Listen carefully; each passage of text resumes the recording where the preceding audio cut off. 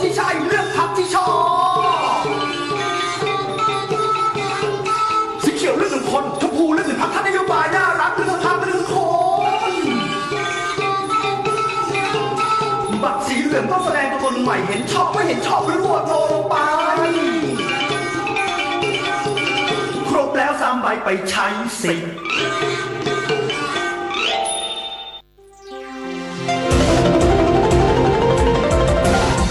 วิทยุแห่งประเทศไทยให้ความรู้กู้ความสุข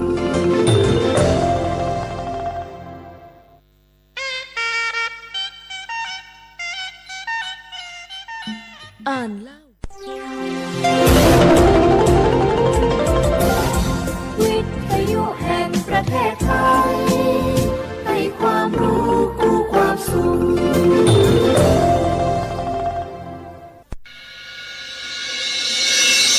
สถานีวิทยุกระจายเสียงแห่งประเทศไทยจังหวัดเชียงใหม่ AM 1476 กิโลเฮิรตซ์สถานีวิทยุภาคภาษาชาติพันธุ์แห่งเดียวในประเทศไทยที่มีความทันสมัยเชื่อถือได้สร้างอัตลักษณ์กลุ่มชาติพันธุ์สู่สากล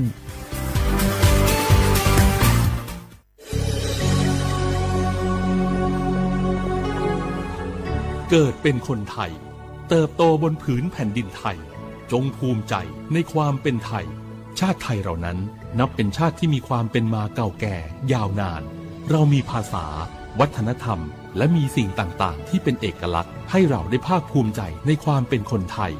เราควรเห็นคุณค่าและมีความรักชาติหวงแหนแผ่นดินอันเป็นมรดกของบรรพชน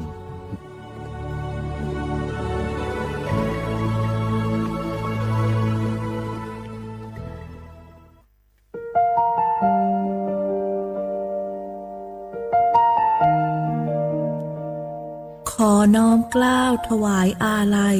สมเด็จพระพันปีหลวงพระแม่แห่งแผ่นดินผู้ทรงเมตตาเหนือเกล้าขอพระองค์เสด็จสู่สวรรคาลัยข้าพระพุทธเจ้าข้าราชการและเจ้าหน้าที่สถานีวิทยุกระจายเสียงแห่งประเทศไทยจังหวัดเชียงใหม่กรมประชาสัมพันธ์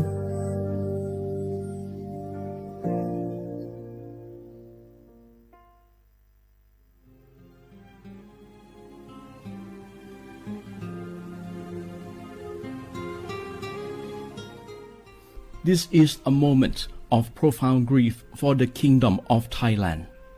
The collective voices of Radio Thailand Chiang Mai, join the Thai nation in mourning the passing of our beloved Queen Martha, Her Majesty Queen Sirikit. Her life was a testament to the unwavering service, grace, and deep love for the Thai people.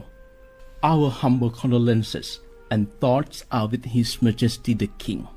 the royal family,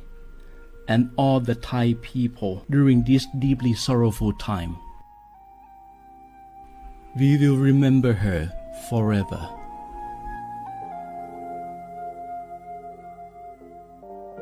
งาฮือละหุยาชอเจทอกาไทยมีกือเวจอมออเอโลอาสะและไกเปวิทัปปะตองาฮือมีมาลูจาเวโยงาฮือมีเวอเอโลแลมีจอมอเวอปาโลเกโลมุนอมาโคโลโกอิเปเวโยงาฮือเตกาเลเลกางาฮือมีจอมอเอโลทะหะเวอโคโลยอทะคาทากะดอนอเชตุโยงาออโตแลละหุชอเจเวอตาละหุคอเป้าเสมานะคะโบเพวิโย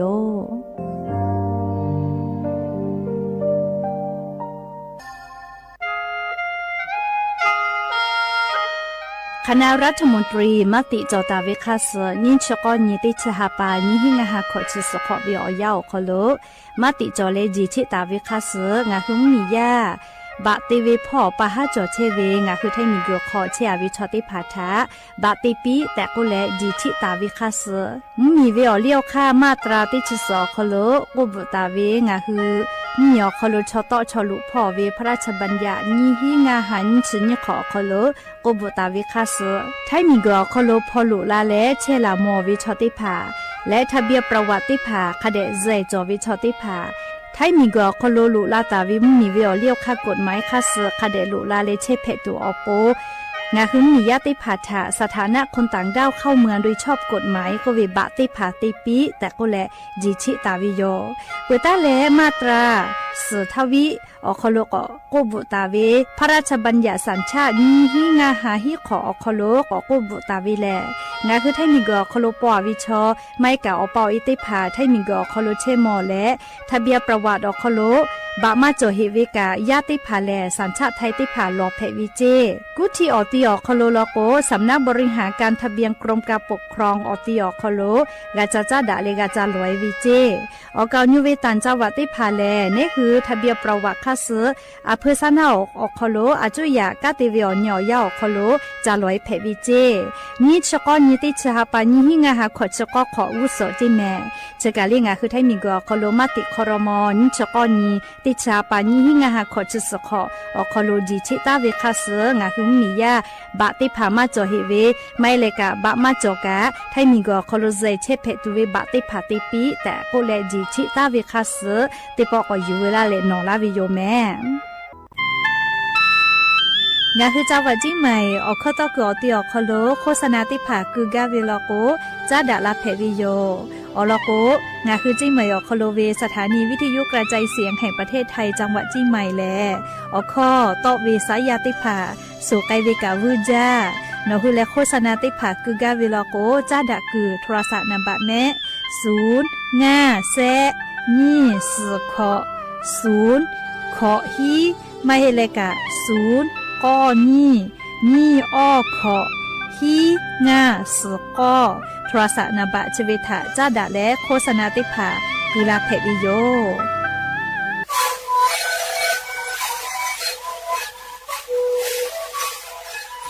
นี่คือหนูคือยาแก้เชื้อดีออกข้าวชิลแล้วหัวข้อต่อตัวออกทีจังหวัดที่ไหนเอ็มนาบาเต็งที่โอหาสุดขอที่เราเฮ้เล่นเล่นหลอกเอาพ่อเอายาแก้เชื้อได้มาเลยตัวแล้วได้ชิ้นไหนเล่นตัวเดียวเอายาที่มาใช้แต่แล้วก็มาชาติกันเล่นเล่นแล้วหัวข้อก็ชื่อดีและมาแล้วหัวข้อก็ชื่อสมาในข้อโบในดีโจ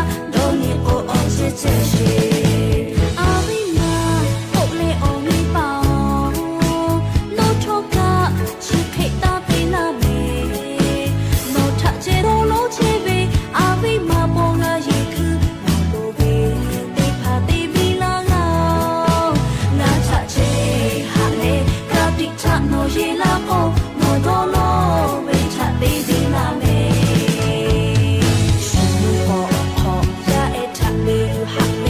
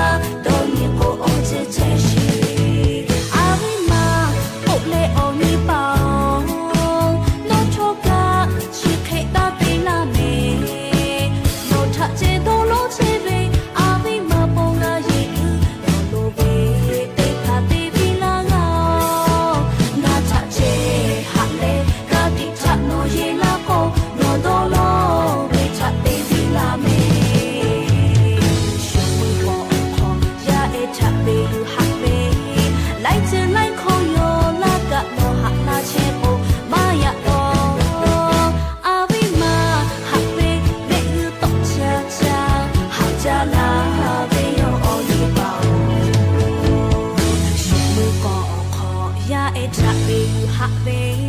lai ju lai kho yo la ka no ha la che ko ma ya o a vi ma ha be le u to cha cha ha ja la be yo o ni ba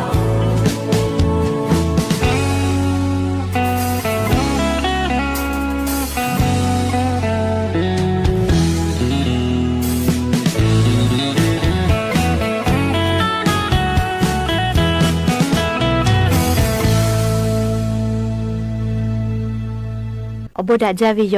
อยากเพื่อหาติปอทอกาดาจาวิอยาเฉาขลงคือติปอกกะมีละแล้ว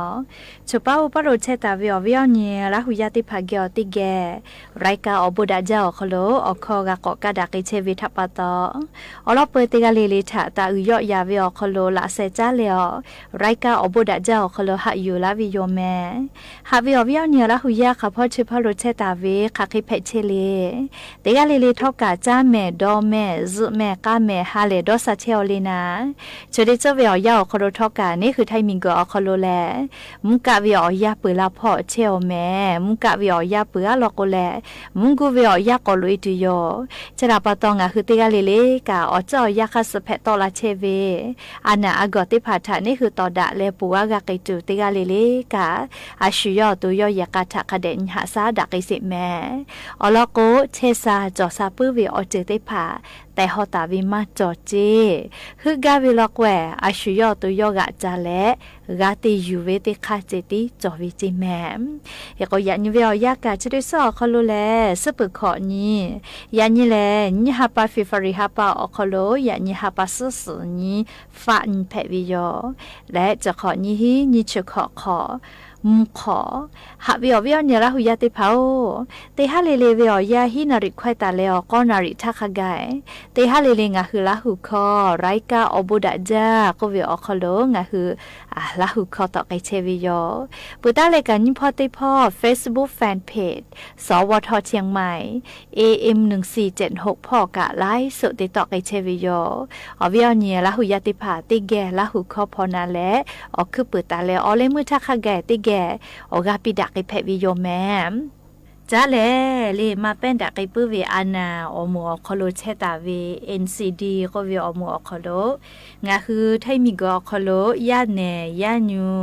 กาติเชเวอมัวคอโลอานาจะได้ผ่าเพมาจาวิจิแมจราปตอเลงาคือมิกชอยายาเนยาญูกาติจาเชวิชอสยามากาเฮอาสามากาเฮกะมาเป็นดักไอปื้อเวอานา NCD อมัวคอโลเวอานาติผ่าเพแล้วชอกาสกายปืวิมาจาจิแม่เฮกงาคือไทมิงกอคอโลเชซาจอซาพ่อกะติเชเวมอสลาอูติผาอลอซาตาปิลาเวแลงาคือไทมิงกอคอโลยาเนยาญูอโมคอกะติจาเชเวติมูอคอโลอานามาเป็นดักไอปืเว NCD อโมอคอโลเพมาจาวิเชเลนี่หิงาหาขอจีขออคโลวิจาลาติผาเจอรติยาเลออตูชูเวอานาจิแมชูเวอานาเพเวนาบะเตจิแมลีมาเป็นดักไอปื้อเวอานาอโมอคโลงะคือยาเนยาญูติผากะติจาเชเวอโมอคโลออชงาเปเซกาวิเจเลกาติเวยาเนติผาจามาเวทัปตออตูชูเวติยาทาอานาชูเวคาสไลยาโกกะเปตอลาวิโยเปะโกนาบันเตอานาเลออสมุเวอานาจิแมนี่ชกอเปเซพาอลาคิเซชเปเซจิแมอสมุเวอานาเพมาเว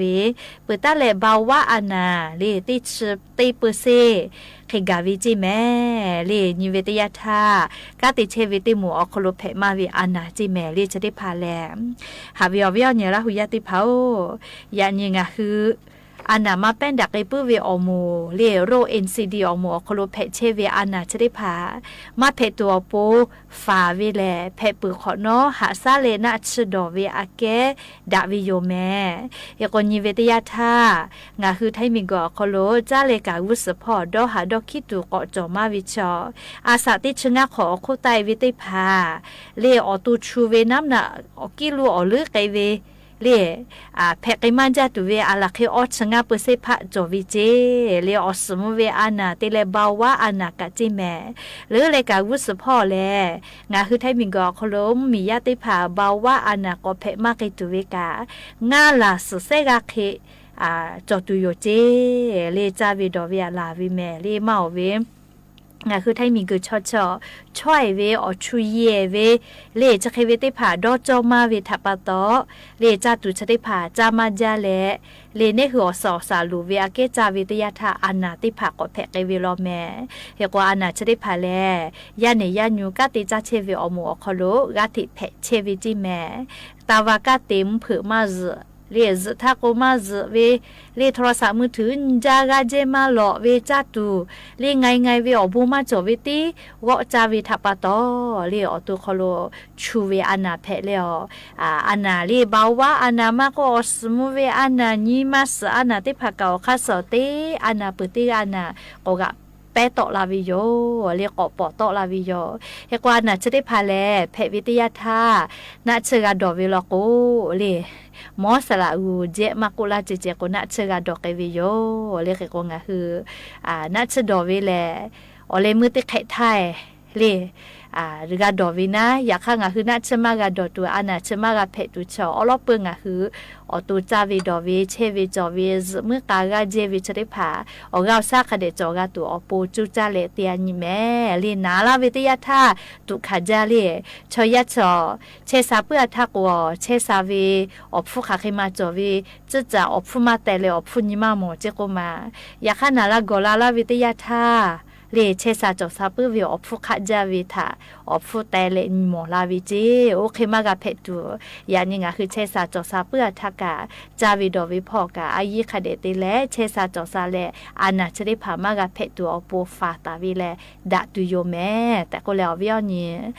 ลาหุยาติพัทาอลอซาตาติพัจะเคปิลาวิโย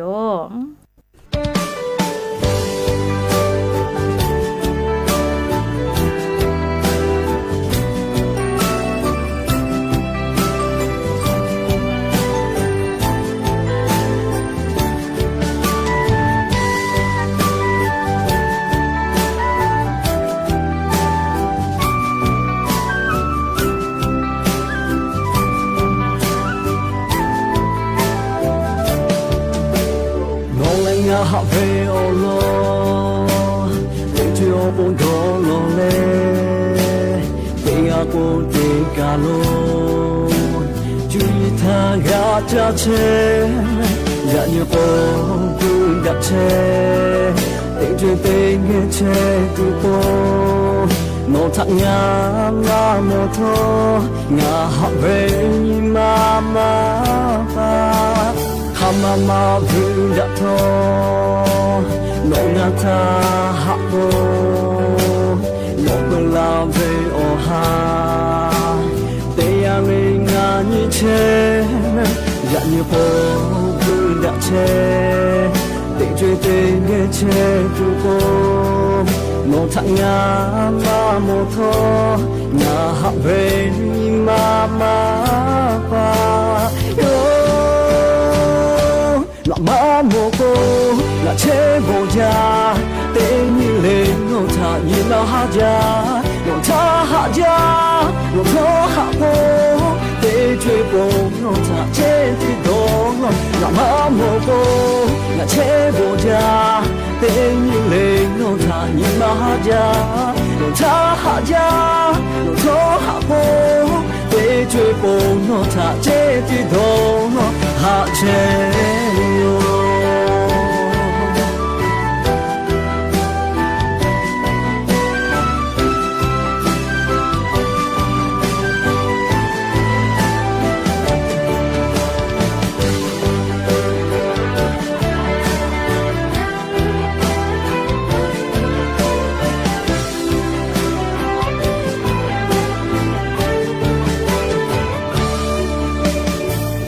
มาบูดะทอ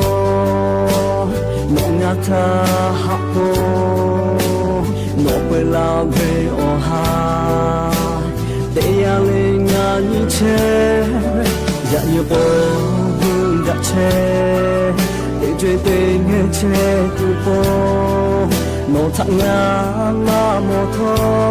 俺好为妈妈吧。那妈摩波，那切不家，对你累诺他你妈哈家，诺他哈家，诺托哈波。对追波诺他切地东，那妈摩波，那切不家，对你累诺他你妈哈家，诺他哈家，诺托哈波。对追波诺他切地东，哈切诺，那妈摩波，那切不家。对你累诺他你妈哈家，诺他哈家，诺托哈波，对追波诺他接地东，那妈摩波，那切不家，对你累诺他你妈哈家，诺他哈家，诺托哈波，对追波诺他接地东，哈切诺。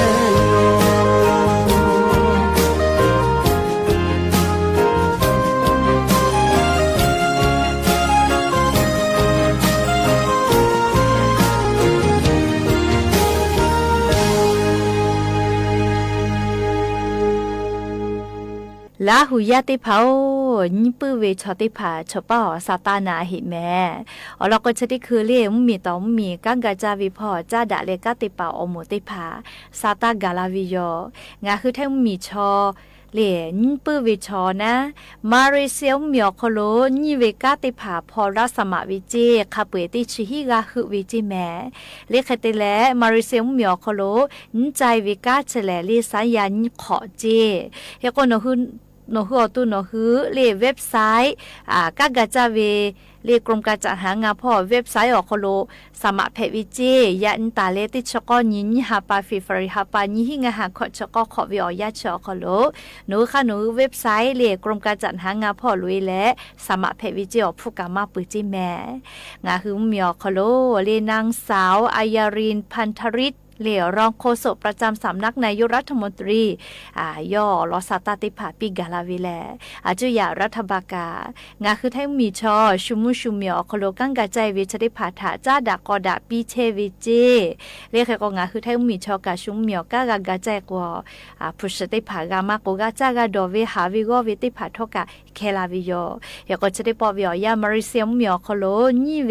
เลียกาติผาติเวนะนี่เวกาเลียยามีมาติผาไทยมีชอติชิฮิกาลาสมาวิจิติปอกไกวิชอสัญญาจ้างนาลินขอจิแม่ยก็ยันตาเลติชก็ยินฮาปาฟิฟรีฮาปาวิอยาชอโคโลเว็บไซต์กรมการจัดหางานอโคโลโนฮือลุยเลจะสมัยเพวิจิฮาปาฟุลโกเลียมาริเซียมมีเวพูนาเลียเซฮีเซฮาริกิจิแมเลียติฮาปาเวียนะเฮก็ไทฟุสอลก็นี่มืองาฮีนี่ชนี่บะเคกาวิเจติฮาปาเวียเฮก็โนฮือเลียก้าวหรือก็เตวิลกุกากาคือจอวิเจติชโมเวียนี่ชงาริกิก็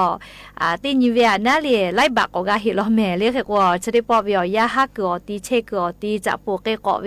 กาเลียบริษัทจัดหางานยอติปอติตอลาวิเจเฮก็จันน่ะจะก็ปุเวลกุกาเลียจุยารัฐบาลมาริเซียมมีเวปกติผาตีลาวิจอวิเจเลยเขก็ยามีมาอาศัยชติขอตาแล้วอชอขอโคโลวิเจพอหายอยู่วิเจเขก็ตีกาเลไกเพมาเฮลีนี่เวพ่อฮิออตาวิโยวิกาเตหังชชโมโคฮิออวิติผากาเพวิเจ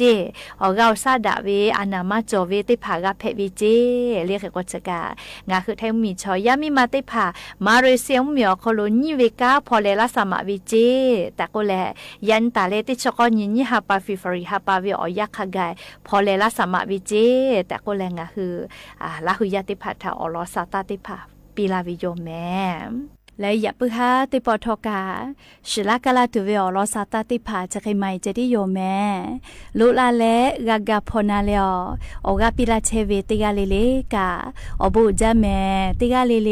ซเมกาแม่เชซาจอซาฮาเลดอซาปีอบูจา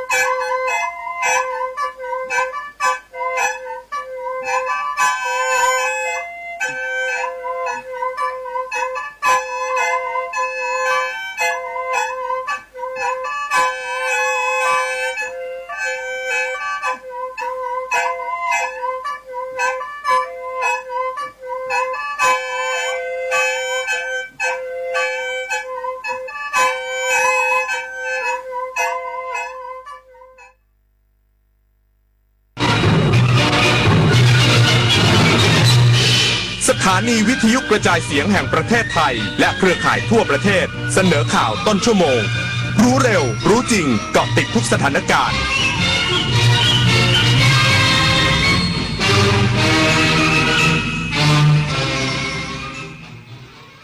รับฟังข่าวต้นชั่วโมง 21 นาฬิกากับยุทธพรบานเย็นครับ NT นำกกต.ตรวจจุดตั้งห้องวอรูมสนับสนุนเลือกตั้งปี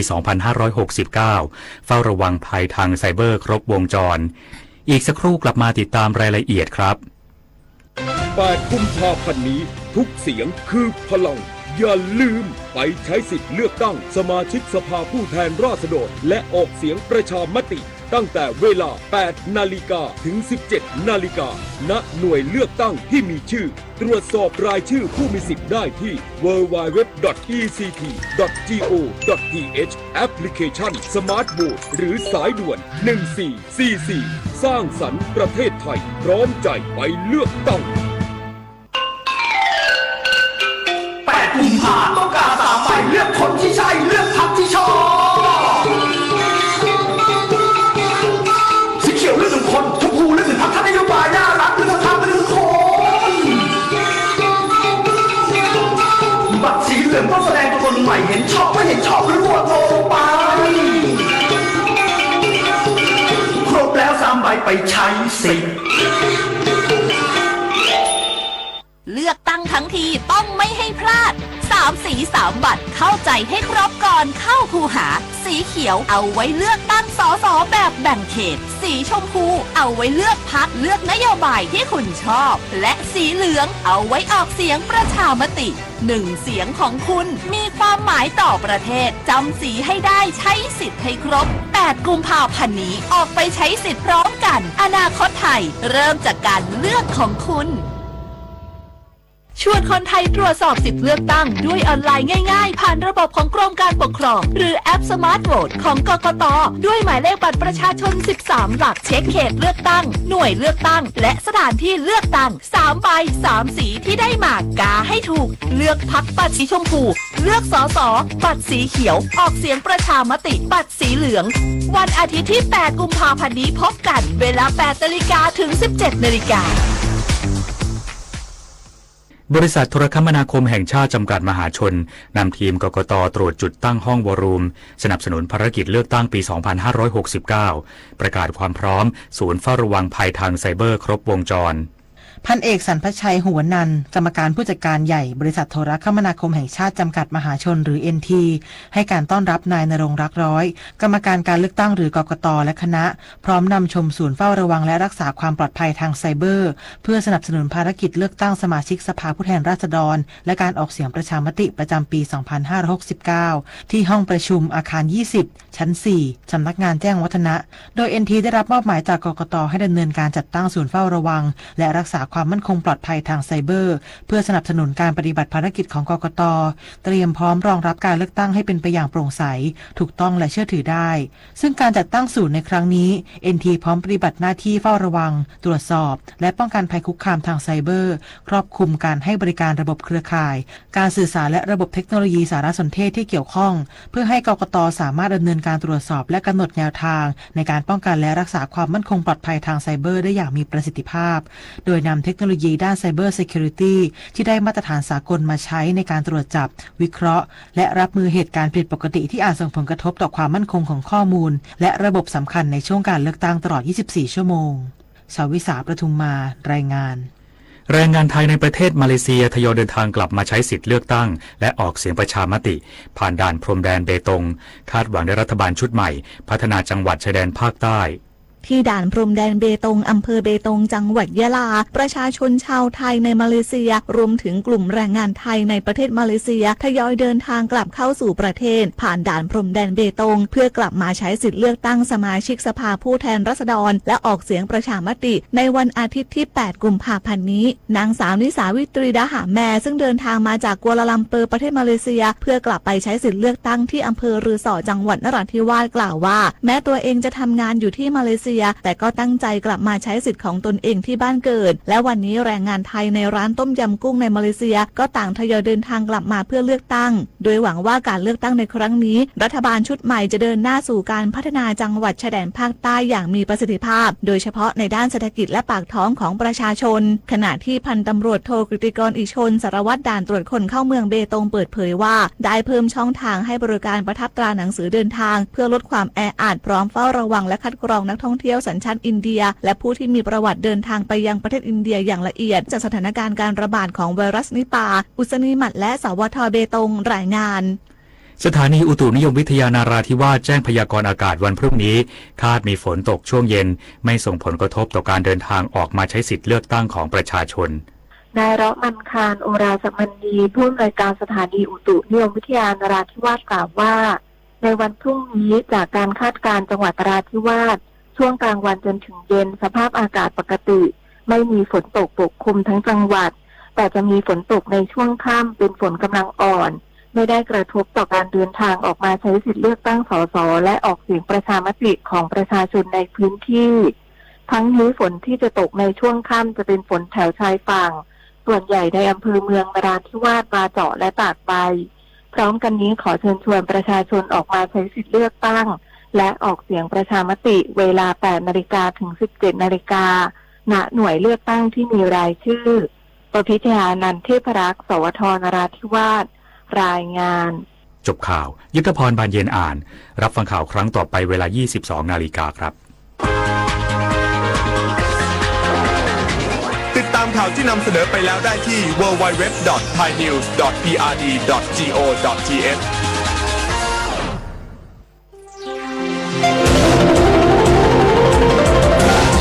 วิทยุแห่งประเทศไทยให้ความรู้กู้ความสุข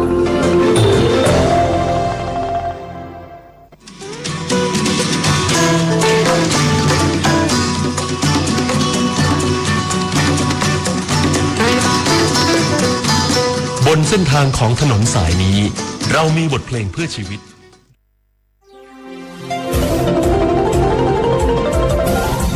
วิทยุแห่งประเทศไทยให้ความรู้กู้ความสุข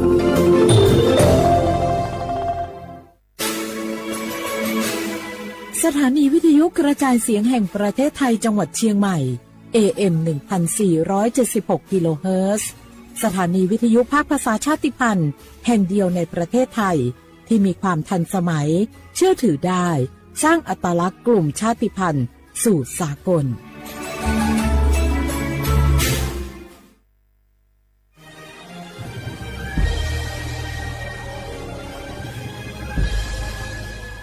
เกิดเป็นคนไทยเติบโตบนผืนแผ่นดินไทยจงภูมิใจในความเป็นไทยชาติไทยเรานั้นนับเป็นชาติที่มีความเป็นมาเก่าแก่ยาวนานเรามีภาษาวัฒนธรรมและมีสิ่งต่างๆที่เป็นเอกลักษณ์ให้เราได้ภาคภูมิใจในความเป็นคนไทยเราควรเห็นคุณค่าและมีความรักชาติหวงแหนแผ่นดินอันเป็นมรดกของบรรพชนร่วมภาคภูมิใจในความเป็นไทย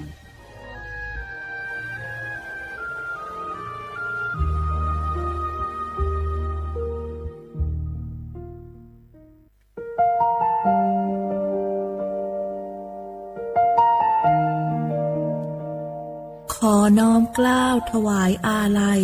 สมเด็จพระพันปีหลวงพระแม่แห่งแผ่นดินผู้ทรงเมตตาเหนือเกล้าขอพระองค์เสด็จสู่สวรรคาลัยข้าพระพุทธเจ้าข้าราชการและเจ้าหน้าที่สถานีวิทยุกระจายเสียงแห่งประเทศไทยจังหวัดเชียงใหม่กรมประชาสัมพันธ์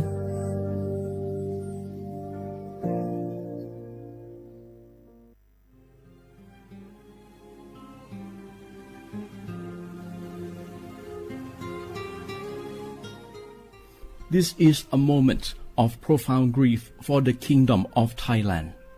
The collective voices of Radio Thailand Chiang Mai join the Thai nation in mourning the passing of our beloved Queen Martha, Her Majesty Queen Sirikit. Her life was a testament to the unwavering service, grace, and deep love for the Thai people.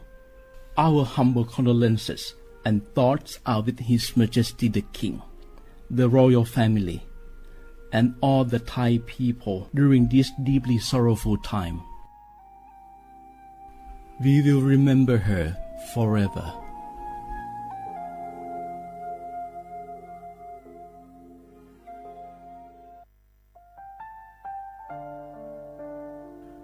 Adeur Thai มิขอส่งเผาอามาสมเด็จพระนางเจ้าสิริกิติ์พระบรมราชินีนาถพระบรมราชชนนีพันปีหลวงควยตาโอดาเลียกาชายันดาชอเนมาอายออามามิขอเปียวเนไทยมิขอกะดูอาคาชอเจอกะดู เงเกเนลาหมายจิเชนีเถอมิเนนือมาหลักมาเงเลเชญญาเธอมิเนอาดิมาโยหานาลูอายองเนเกเนโยเยบอนเนมาอีนอายอมาโดอาดิเนโกเอียเนเพื่อตาโอดาเลมิเนนือมาเหนือสาวเนวอจจอยเรญาอาดิมาโยหานาลูอายองนือมาหลักยอจอนาลูเนเกเนโยเยบอชเนมางามาอาเขาชดเจอโยกานาลู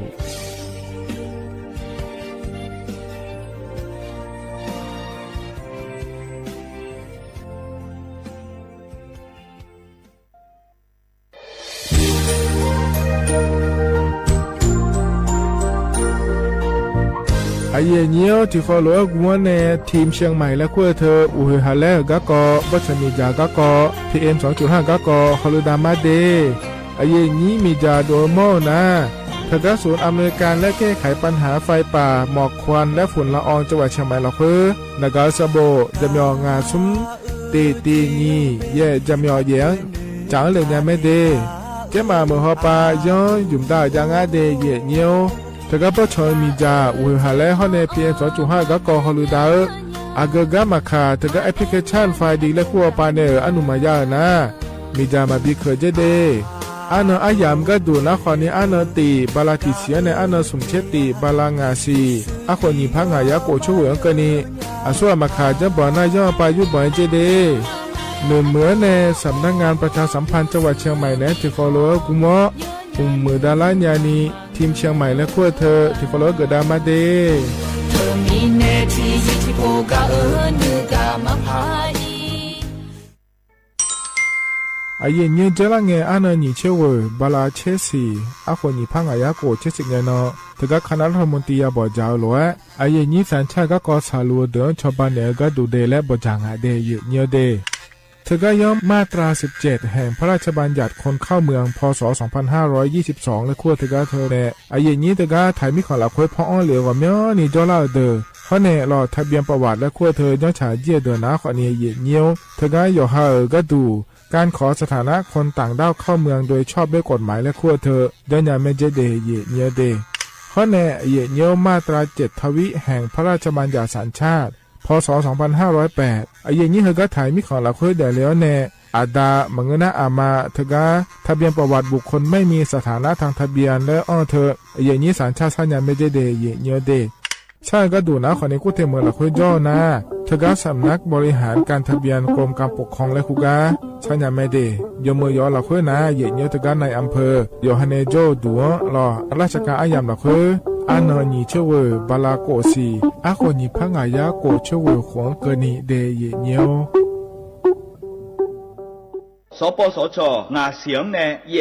สีละคุยโยกานาลุเจตทมาบินาลาว่าสิจอกากาบิเอเมเฮือบัดทองยาเดกดูเฮลวยเมจามีอาบูจาพิเลอสีละตาพอที่โกละคุยอามีอาปุโกละซาเลญเม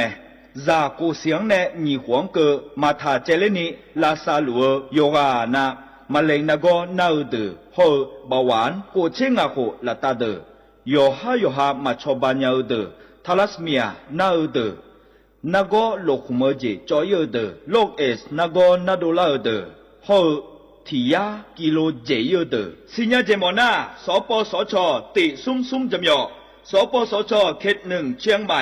นากาจำยองาซุมนีเยงาซุมงปายดามอุดนากาตีโกจำยอนึมานากอนาลูอุดนากาติซุมนีซุมโยกานาลูก็ดูไม่ได้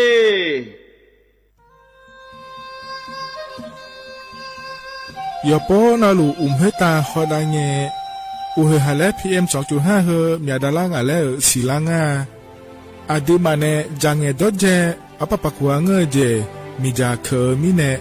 เฮดดตอลูชัวยามดดลาเนมัวฟานีมามึงaเดเนเนพิลาขบยานาลาฮอเนสาโกพปานกขวานีเปียลายังาอดีมาโยกานาลูกุมเนมีจามาเคนีโยฮาเนยับมุเนยับเพอเลเธอ โลไถในเฉอเนปุ๋ยเกอมีจามีกาเพียขอเนบ่ชอมยาลานีอาบอที่ขอหลวเขาที่ขอหลวกุมะเนมีจาตะเคเดเหมือเนโยฮานาหลวอยู่เหมือนจะชาโดนีจอนยาผาเนื้อเหมือนเนสำนักงานประชาสัมพันธ์ที่3กรมประชาสัมพันธ์พปาเนจะกาเงาเด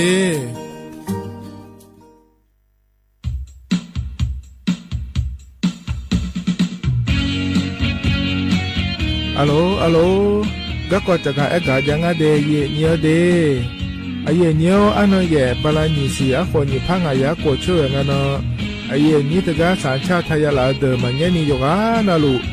โยฮายุมเอโดเนโยฮาชมยาฮจากาการเลือกตั้งในขั้วเธอได้เดเยเนียวเดโยออและเยเนียวเฮงยานนะคนนี้โยฮาบัตรประจำตัวประชาชนแดงหัวเนเสือสุนตายกองอาเดเยเนียวเดอาจารย์เบตานะคนนี้ยนยืเธอนะคนนี้บัตรเลือกตั้งสสแบบแบ่งเขตเลือกตั้งและงานเดยเนียวยอพื้นบัตรเลือกตั้งสสแบบบัญชีรายชื่อข้อเนยอซื้อนะคนนี้บัตรออกเสียงประชามติแก้ไขรัฐธรรมนูญและงานเดเธอมีเนยอนาลูเอโดเนยอฮายี่มือดาราเนี่ยก็ดูก็เดยเนียวเด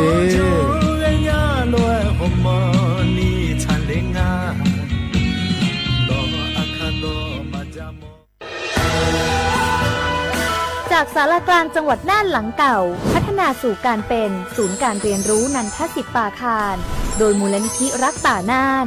นับเป็นพระมหากรุณาธิคุณที่สมเด็จพระกนิษฐาธิราชเจ้ากรมสมเด็จพระเทพรัตนราชสุดาสยามบรมราชกุมารีได้พระราชทานนามนันทศิษย์ป่าคารอันหมายถึงอาคารแห่งความรู้ทุกแขนงของจังหวัดน่านภายในประกอบด้วยห้องนิทรรศการเฉลิมพระเกียรติรัชกาลที่ 9 แสดงพระราชประวัติและพระราชกรณียกิจของพระผู้ทรงเป็นพลังแห่งแผ่นดินและต้นแบบของความเพียรรถพระที่นั่งอนุสรณ์แห่งการเสด็จเยี่ยมราษฎรในถิ่นทุรกันดารทั่วทุกภูมิภาคของไทยพิพิธภัณฑ์ศาลากลางจังหวัดน่านความทรงจำของอาคารหลังเก่าและการอนุรักษ์สิ่งสำคัญของเมืองน่านเทคโนโลยีกับมนุษย์จุดประกายความคิดสร้างสรรค์สู่การสร้างนวัตกรรมในอนาคตน่านซิมูเลชันแนวทางจัดการขยะที่ยั่งยืนเพื่อตระหนักถึงผลกระทบต่อสังคมเศรษฐกิจและสิ่งแวดล้อมห้องสมบัติน่านย้อนรอยสู่อดีตและความรุ่งเรืองของนครน่านผ่านเงินตราเครื่องเงินและผ้าทองเปิดให้เข้าชมฟรีไม่มีค่าใช้จ่ายตั้งแต่เวลา 9 นาฬิกาถึง 17 นาฬิกาหยุดทุกวันจันทร์และวันนักขัตฤกษ์มาร่วมอนุรักษ์สืบสานสร้างสรรค์ศิลปะวัฒนธรรมและวิทยาศาสตร์ของเมืองน่านคุณค่าที่น่าภาคภูมิใจ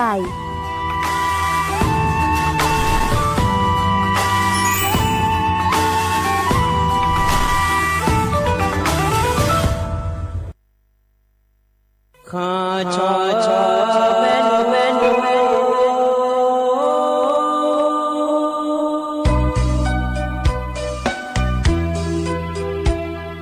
จะนี่จอกูเลงดอเวทุยอาคาเบจะนี่จอโมเลงดองชอยอาคาเบชอพามาสิจอชาโล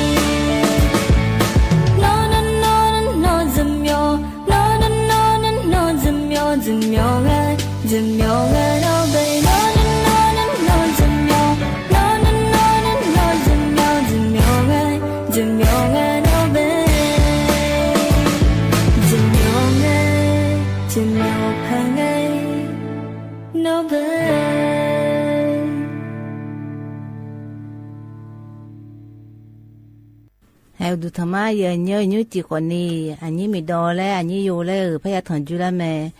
nó na nhớ chỉ na còn đi hồ cứ là ngày giờ nhớ anh nó na xì nhì xì bà la lo à cụ na mà thì cũng lo giờ nhiều na thầy anh nó na còn điวันเสาร์อันนั้นน่ะก่อนนี่สี่กุมภาพันธ์นี่พังอายากูชื่อเห็นกัน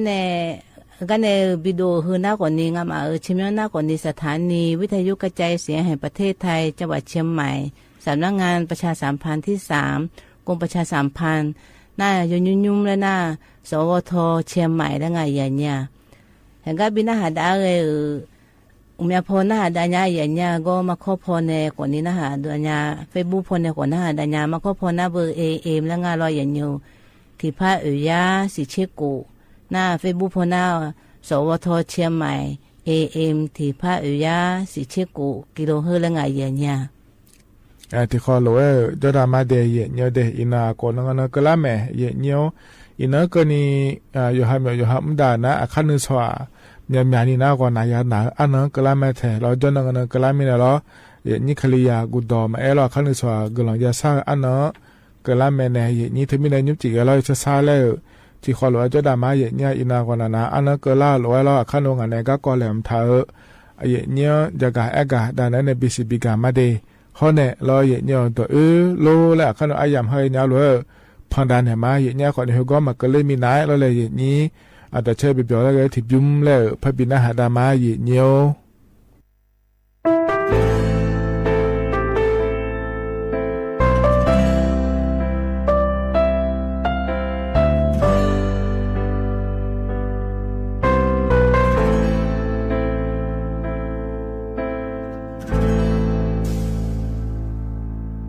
马子米去阿耶哦，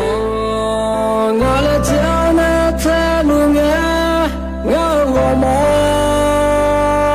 啊的路面，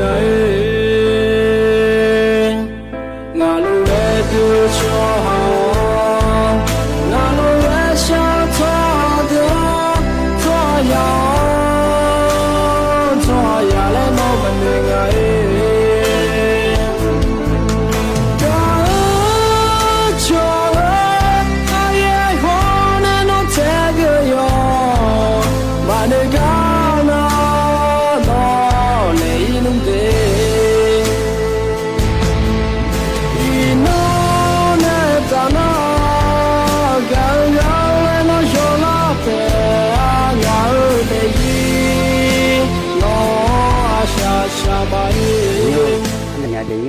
sang je kelenge anya do beje mala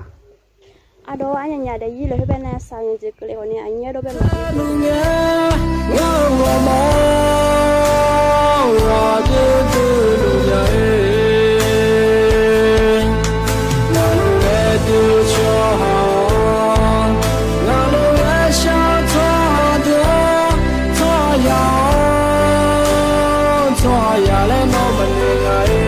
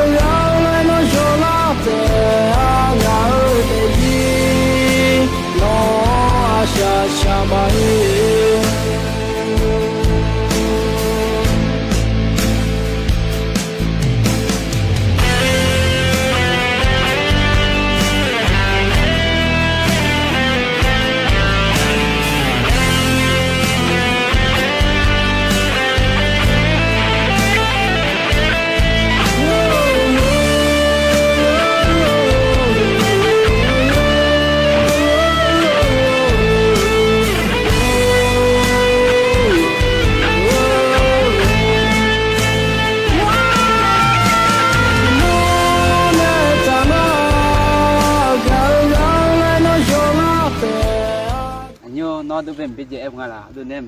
cho sẽ mai em ngala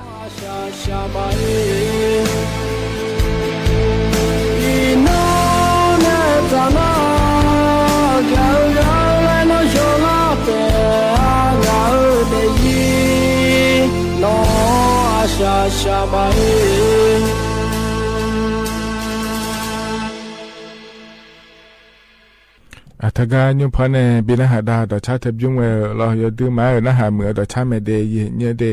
โยกานาหลวงพเนบินหาดากันนะหาโยดูล้อเยเนียวแห่งการเนี่ยนะล้อขั้นสอบก็แล้วสอยแม่เยเนี่ยแต่การเลือกตั้งสมาชิกสภาผู้แทนราษฎรข้อแน่ล้อเนียวการออกเสียงประชามติและขั้วเธอเกิดล่าแม่แน่เยนี้นาทีหานายุ่งเหก็เหโปโฮล้อเนียดัมแบบโปล้ออาโคชีขอเบียร์ในโลยูฮก็ปอฮาชาไทยละเนี่ยก็ปอแต่แบบปอยชดเชยสิเลและนาขอเนี่ยอายุจังอะไรแล้วก็แหลมไทยเนี่ยก็จะกันได้มาขอนี้เธอก็มาก็เลยมีนะเฮก็เลือกตั้งอีเงี้ยเลยเนี่ยอาจจะจังเนี่ยอาจจะมาจังเนี่ยแล้วจะไม่เอ็นเนี่ยเดียเนี่ยเดมาจังเนี่ยเจเนี่ยมาจังเนี่ยเจนะเดมีชุดเพื่อเธอตัวมั่วแต่ขอเนี่ยมาจังเนี่ยที่มันน่าจังอ่ะอันยุ่งเบอเธอพักการเมืองอะไรคงอะไรเนี่ยอามาอามุทลอย่าให้มีเฉยจนโดนเลยเนี่ยรออย่างงั้นเนี่ยนี่จะมาเจ๊งไงรอพาเดแล้วนะคนนี้อย่าให้มีเฉยโดนจนโดนเลยเนี่ยคนนี้จะรอบินเนี่ยคนนี้จะน่าเลือกตั้งยังไงน่ามีเฉยผมดูเนี่ยมาอีเนี่ยเจ๊เนี่ยรอมีเฉยผมดูเนี่ยอีน่าช่องถึงแม้ก็ดูอะไรผมก็เดแล้วรอเขาเลยมาจังเนี่ยเจ๊เดเนี่ยเดน่าเธอแต่มาเงี้ยรอเนี่ยจีบารอจีบาน่ามีเนาะ ย้อยเงินนาฬิโกลาเนี่ยมาบีอ๋อแม่เย่เนี่ยล้อเฮก็ให้เนาะอาคาโนนาฬิโกลาก็นี่มาบีอ๋องาเดเย่เนี่ยเดอ๋อเดอเราเจ้าหน้าที่เนี่ยญาณย่อปัจจุบันอาเมื่อใช้ในขอเตียก็จะละเงี้ยล้อเย่เนี่ยที่มีในยอขยายาเดนัทกาหล่อเลือดต้านดูอีเกือเนี่ยเราบาดเลือดต้านเธอยาหลานะเฮยุนั่นแหละเนี่ยปะมาอีโดญาเดเย่เนี่ยยัวแต่หน้าชนให้เอโลเดียช้องแต่แม่เย่เนี่ยล้อยัวเนี่ยแหละเนี่ยปะยุโดเลหน้าตาเลยย่อปะบ่อซอยงาเดเย่เนี่ยเดนัทแต่มาเงยอินุ่มเบอร์ล้อเนี่ยนากาล้อนากาบัดถอนยาละงาล้อเลยอาลูเลยแหงาคือก็ปัวแต่แบบปัวล้อเธอเนี่ยเลือดต้านจะเลยสิเดียวเสียงาหัวโลกมาเดแล้วหัวโลกมาจ้องยาเดเนี่ยเดอยู่หาก็เลยอังเกิดนะอยู่จีน่าลูล้อพอแบบจะมือพัดน้องถ่ายเย่เนี่ยนากาเฮล้อถ่ายยุโดเลยเย่เนี่ยเธอเนี่ยเจ้าหน้าที่จะก็ตาเลยเกิดนะรอเจ้าหน้าที่เอาไปในแอร์รอยอย่าจังดาเสืออย่าละเสือละเนี่ยแล้วก็ดูเลยเกิดนะคนนี้ก่อนนะก็อย่าจังเลยรอบอกเกิดชนในลำทักก็อย่าดองเลยรอแล้วก็โตหลุดเราค่อยอัดนำไปกันในสายก็เกิดเนี่ยอาบ้ามาถอนยาเดยเนี่ยเดเธอมีเนี่ยไอ้เนี่ยก็หมูยอขายยาอบชมอพิโรชมอลงหน้านวดชกามาลงหัวก็กว่ายอข้ามาจาไอ้คนนี้ยากูเดอที่จอยมาเลือดตั้งหอเดอที่จอยมาก็หอเดอแห่เนี่ยเราแถวนั้นมาสิญญาเราง่ายอยู่เนาะเลือดตั้งเลยมาเดอเราแห่เสือง่ายผมจะมาเดอแล้วอาบ้าถอนในเฟซบุ๊กมาดองเขาอยู่ดื้อบ้าเนี่ยเดที่ไม่ได้รถถ่ายจังเดนั่นแต่มาเงือเราอาจจะการซื้อเสียงเลยคุ้งเราเลยอย่างนี้ชอบหามาดูเยอะแล้วย้อนบีก็กระดูเดิมหัวหน้าอยู่กันแล้วรู้สิเนี่ยไหมมาจ้องยาเดแล้วเยอะกว่าคนนี้บ้างยั่วกว่าคนนี้บ้าเดเนี่ยแล้วแต่มาเงืออาจจะการพนันแล้วคุ้งเราไผ่เดียวเนื้อเธอเราเลยอย่างนี้อีน้องเขาไม่สู้ยังแล้วเราสตาร์ตมาแล้วสตาร์ตเฮือพักการเมืองหุ่มยาหน้าเฮือบิจาเราพักการเมืองหุ่มยาหน้าเฮือยาจ่าเดแล้วเราเนี่ยพักการเมืองแล้วเราเนี่ยสู้เกมูยังเลยแล้วดืมาเคละคุยเดือดไทยมีคนละคุยแล้วคนรู้เนื้อสตาร์ตเนื้อคนรู้คนนี้บ้าเจเนี่ยที่ไม่ได้คนรู้ก็คนเนี่ยยาจังเดถ้าจังเดแล้วชอบมันเนี่ยมาบิจังนั่นมาจังเราเนี่ยอยู่กันน่ารู้ว่าสิญญาภายแล้วจะการด้านไหนเลยเนี่ยเฮือนะมาจ้องยาวเจแล้วงานเนี่ยนี่นะเฮก็ปอยเลือดใต้สิเลยแล้วนะคนเนี่ยอายุยาแหลหัวเนี่ยอายุยาจังดาก็ตุงงานแล้วจะการด้านไหนเนี่ยเดเฮก็ปอหนาเราเลือดใต้แต่มันเงือการออกเสียงประชามติและขั้วเธอคนนี้พัดย้ายมีเนี่ยก็เตียอายุจังก็ตุงงานแล้วไอ้เนี่ยล้อนี้อยู่ห้องมาดูแลหัวอันดับเบตินาล้ออยู่ห้องชมจะมีชดเชยห้องงานเนี่ยล้อชมอ่างาโลมาอ่างาโลละนะแล้วเนี่ยอย่าเลือดใต้อีงานเนี่ยนี้แล้วอย่าชมชดเชยก็ดูนะคนเนี่ยเธอก็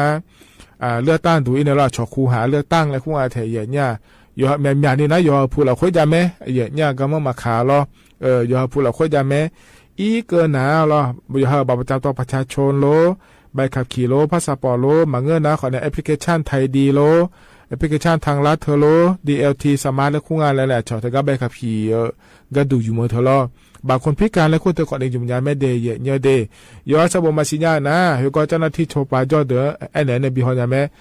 ที่พวกในละเสียงเอาชุดเมียก็ตีจังอะไรงั้นมาฮอนยาเลยนั่นนะล้ออายมาฮอนในละไม่เดย์ย้อนชุดเมียอัตตีก็ตีจังอะไรให้ผมจะนึกท้าเนี่ยล้อไอ้ก็นึกท้าเนี่ย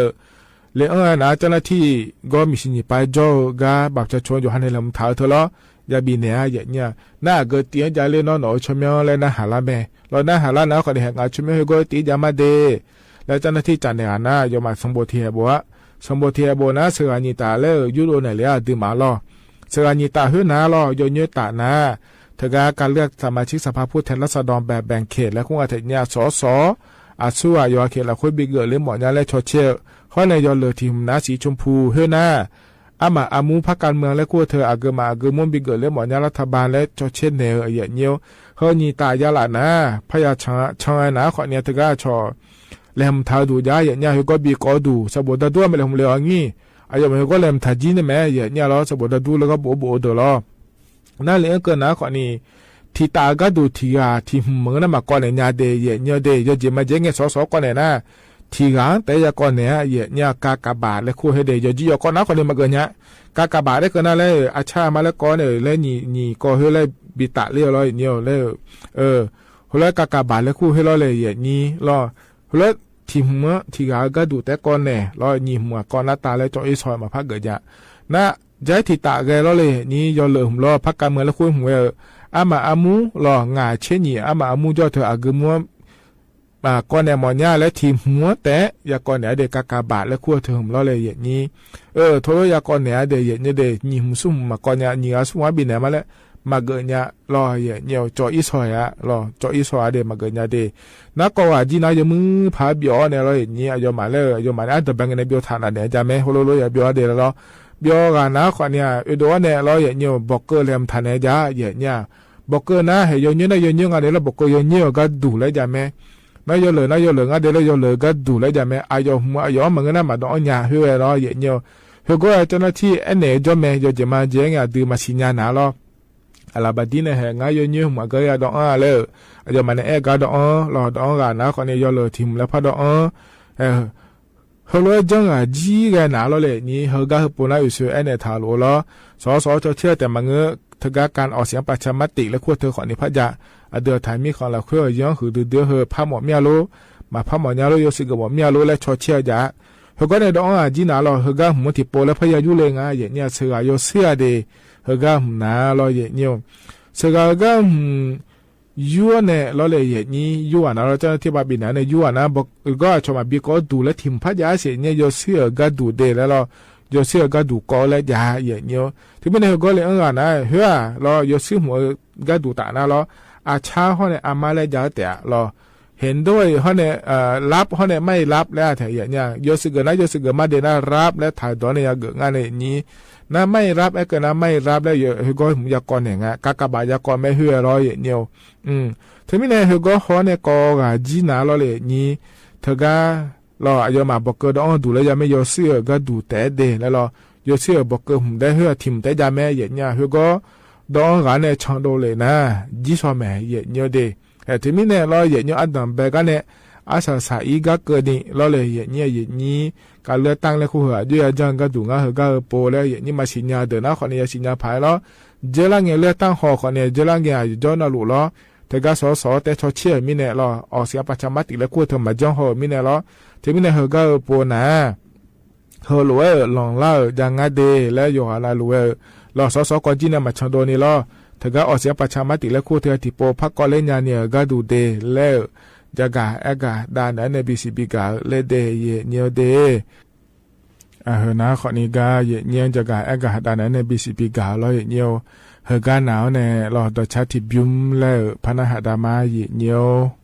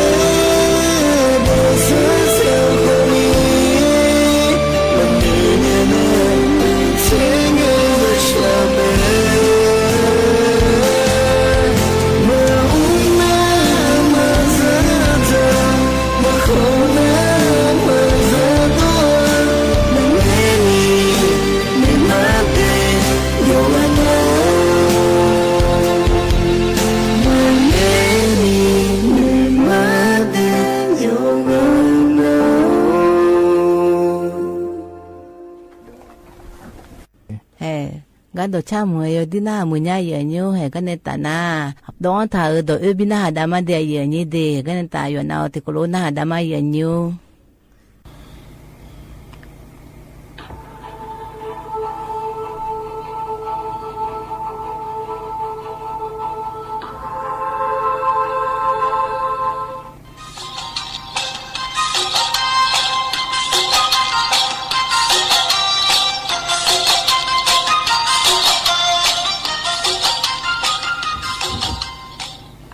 你们爸妈就跟了后要叫啥？我在热闹的瞧破样，跟了米呀，俺那米路嘞。哎呢，一呢我在热闹的瞧破样啊，俺那没弄爸妈呗。米草有啥要看？草苗阿姐米呢马苦几嘞，那也通家内接了两头嘞。到我在那都愿你家老米那哈了的。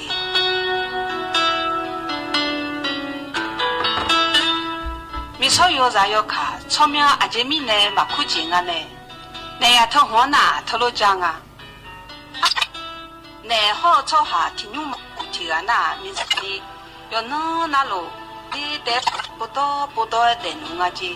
阿里让在一样那，我想啊你马乌来你，哈罗罗表提示安来啊姐，哈罗罗表还是那，阿哥跑这个和你乌来。老大跑这里和屋里么，老比跑这个和你屋里个姐，头头米呢马个姐呐，有呢乌拉个姐，一看有乌拉达呐，好大拉车呗小车头，白猪白多安呢比样个姐，呀那阿里后啊样个一呢乌拉呢啊两个达呐，一看有没有了吉他呢，呀跳进你不老你呀不弹呢样个姐。菲律宾呢，阿里后啊，两个大那菩萨庄，我一看呗，一看牛苗，了阿说话嘞，我一看呗，一看牛苗，了后话呗，我那下头有在嘞，那俺那和你那，这个有在了嘛叫，菩萨会做那，要这忙，一看牛苗，在一那阿说叫我姐来爱我姐，菲律我们那一看大那。听那阿里会玩那，也送一个人呢，干嘛会打国铺国有呗无聊呢，会说好的那，我自己偷偷的那，还有呢汽车头白就会上呢，咱们弄起来，屁地屁屁有动我呢，看呢，一看有苗，我搞个食堂啊姐，后来叫阿里会玩那，干嘛呢看呢，那算嘞。阿家叫嘞，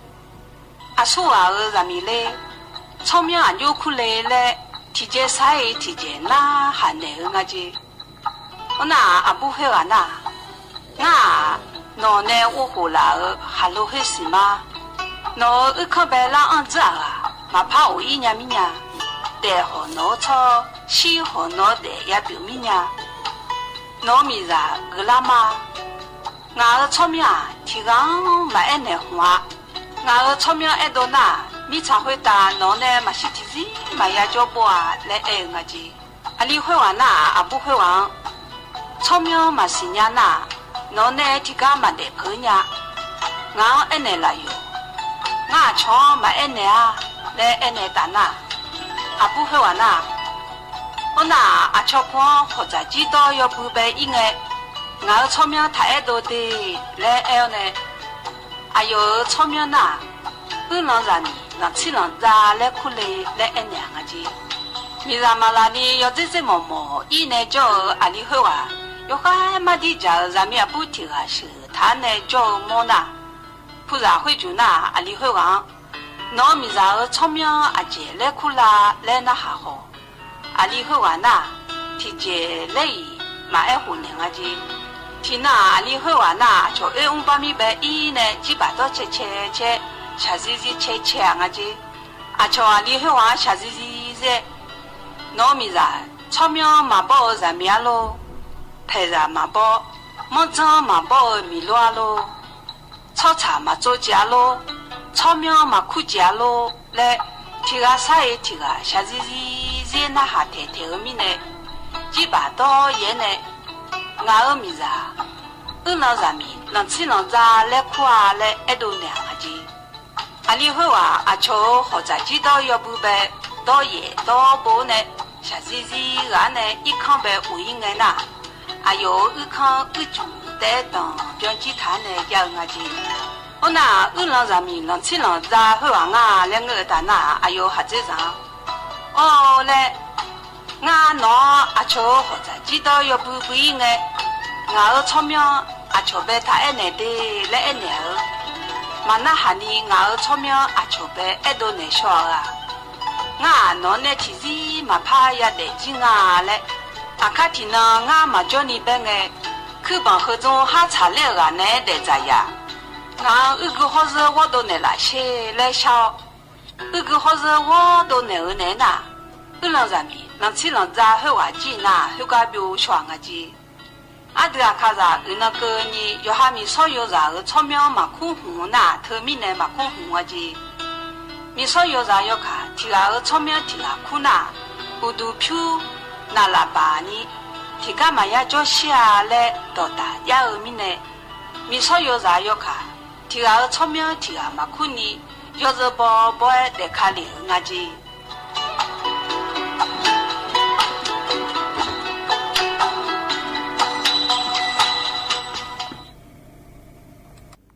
เธอนะขอนี่ดอรอยิมเจียกาเยเนียพอเนี่ยบินาหาดาเดเยเนียเดยาวานาลูเวยานาหาเบียวดูรอเยเนียวโหลวกอนนะเกลานาขอนี่เบียวแล้วเยนี่ยานาหาเบียวลาพายดอโหลวขอเนี่ยพอเนี่ยบินาหาดามาเดที่มิเนี่ยรอฉันเทเนนะหายาแม่เยเนียกายามหอนะขอเนี่ยเนี่ยนี่มาพัดเจลาง่าเยเนียวที่มิเนี่ยรอเฮกาเนี่ยนะอายามเฮกาฮัดเจลาเฮลออายชากาพอเนี่ยบินาหาดามาเดอายามฮัจเจลาลอยบินาหาดาเนี่ยอายามเฮเจียนาขอเนี่ยก็อีมาเยเนี่ยลอยอนาลอยอุจิจึงมือเดเยเนี่ยเดอาคานึชอราคาเชตานิทุลาเนี่ยลออุซอนาลีเยลาเนี่ยรวยหลังก็นี่งานแน่อายเชมือแน่ข้อเนี่ยอายุลออันนี้อบุมิดอนเอทังพูลามาเยเนียวงาก็อีมาเดโอยมาดูธรรมาดูธรรมาငါနာမီချီတဲ့ခွဲချီတဲ့နာမရှိညာတရားမှာကြွားဖို့ဖို့ကြောအဂျနာအခမလေးအဟိုဘာငါနဲ့ဆောင်းယောအချာနာအမောညာအကကကိုဘီကာရီမောညာဒတဲ့ဟာလိုလာဂါယယဘဲလိုအနီမဟာလိုလာဂါယောမာစာဟောယောမာဆလက်မီဂျေဘူးယီဆာညာဝေငါယောမဆလာမီဂျေဘူးယီစာဟောဘေမီဆူစာဂီချာဟောအဆာမီနုံငါစာဟောဒုံအယီဟောလောမဆွန်လဲဆာညာအိုဝဒေ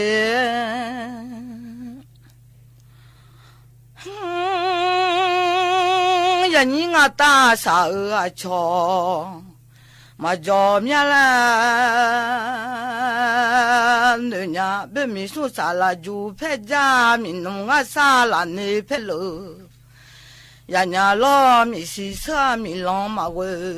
လေအဆာညာအိုဝဒေ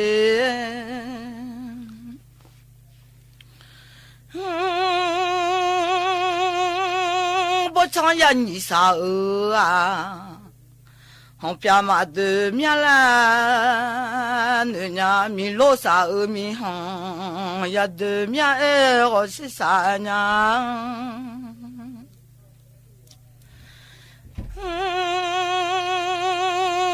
ယညီငါတာစာအချောမကြောညာလာနညာဘမီဆူစာလာဂျူဖဲကြမီနုံငါစာလာနေဖဲလို့ยาเลฮามิสิซามิลองมาเวเลสัญญาโอเด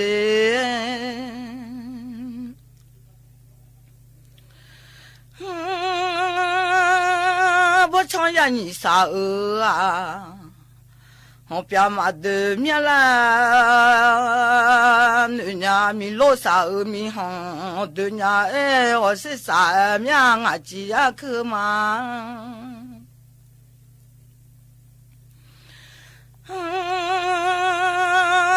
努也那么卡杜来人家我啊， no che ba ye ne ma kha du la nu nya ngo ma bo yo ye ne ma hu num le nu nya no che ba ye ne ma kha le ngo ma bo yo ha kha le bo chu lo na ni so jo mi sa le no lang no ma sa ya on ti se du la ma le nu nya we o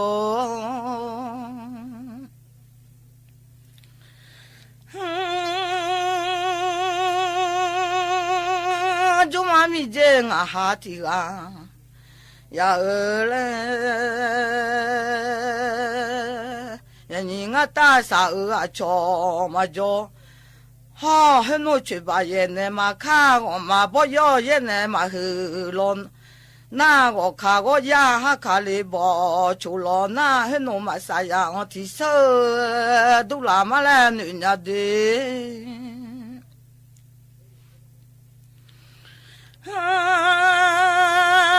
bi mi su sa gu cha ho e sang e lo mi nu nga sa ho dong a yi ho lo ma son ho ya ni nga ta sa a cho ma jo mya la nu nya ya ni nga ta sa a cho ma jo ho bo chon ya ni sa lo nu ho pya ma de mya lo mi lo sa mi hon ya de mya e o si sa nya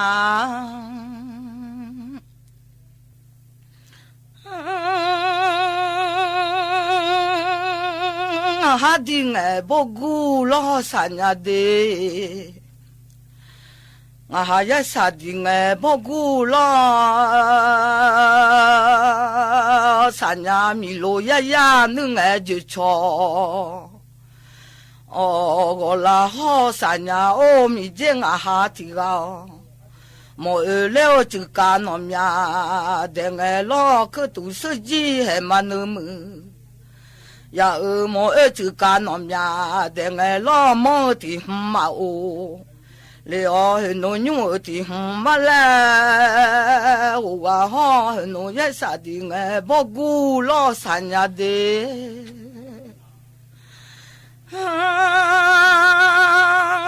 mi lo ya ya nu nge ju cho我啦哈三呀是啥命啊我的，我了就干我呀的我老母的妈哦，农牛的妈嘞，我好可都是几还嘛有那么呀。no ya sa di ngai bo gu la mi lo ya ya nu ngai ju cho wa ho sa nya o go nga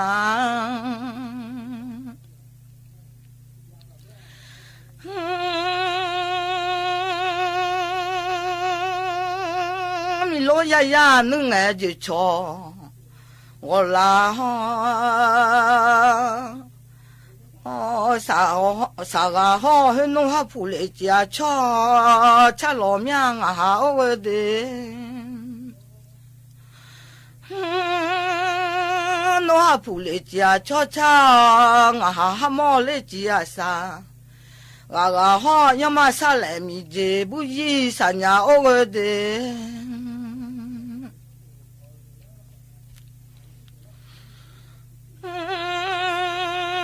都上家牛少的呢啊！我看我呀哈卡里包球啊，好很多嘛啥样的手都拉面不都上家牛少的呢我的，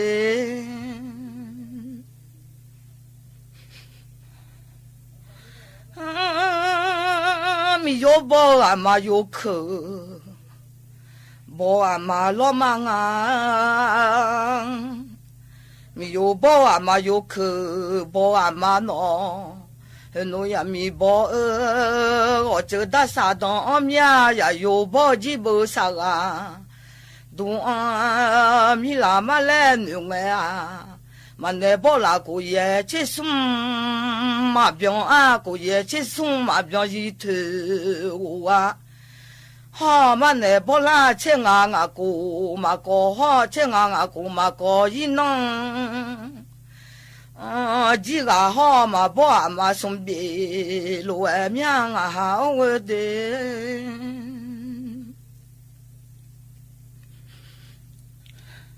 有包阿妈有口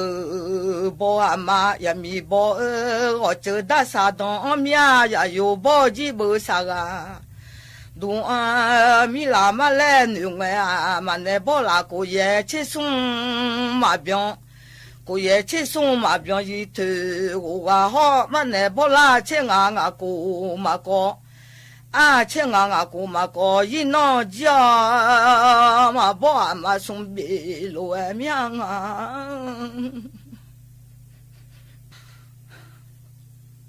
人家打啥啊吵嘛叫面不唱人家啥老弄好别嘛的啊米罗啥。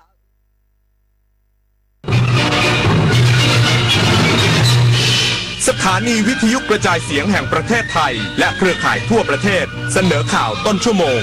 รู้เร็วรู้จริงเกาะติดทุกสถานการณ์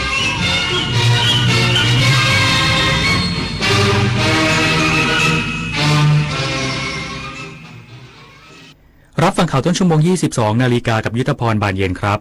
ปลัดกระทรวงมหาดไทยมีหนังสือแจ้งผู้ว่าราชการจังหวัดทุกจังหวัดซักซ้อม3แนวทางใช้จ่ายงบประมาณกรณีเกิดสาธารณภัยอีกสักครู่กลับมาติดตามรายละเอียดครับ8 กุมภาพันธ์นี้ทุกเสียงคือพลังอย่าลืมไปใช้สิทธิ์เลือกตั้งสมาชิกสภาผู้แทนราษฎรและออกเสียงประชามติตั้งแต่เวลา 8 นาฬิกาถึง 17 นาฬิกาณหน่วยเลือกตั้งที่มีชื่อตรวจสอบรายชื่อผู้มีสิทธิ์ได้ที่ www.ect.go.th แอปพลิเคชัน Smart Vote หรือสายด่วน 1444 สร้างสรรค์ประเทศไทยพร้อมใจไปเลือกตั้ง8 กุมภาต้องการสามใหม่เลือกคนที่ใช่เลือกพรรคที่ชอบสีเขียวเลือก1 คนชมพูเลือก1 พรรคท่านนโยบายน่ารักเลือกสภาเป็น1 คนบัตรสีเหลืองต้องแสดงตัวตนใหม่เห็นชอบไม่เห็นชอบหรือโหวตโนลงไปครบแล้ว3 ใบไปใช้สิทธิ์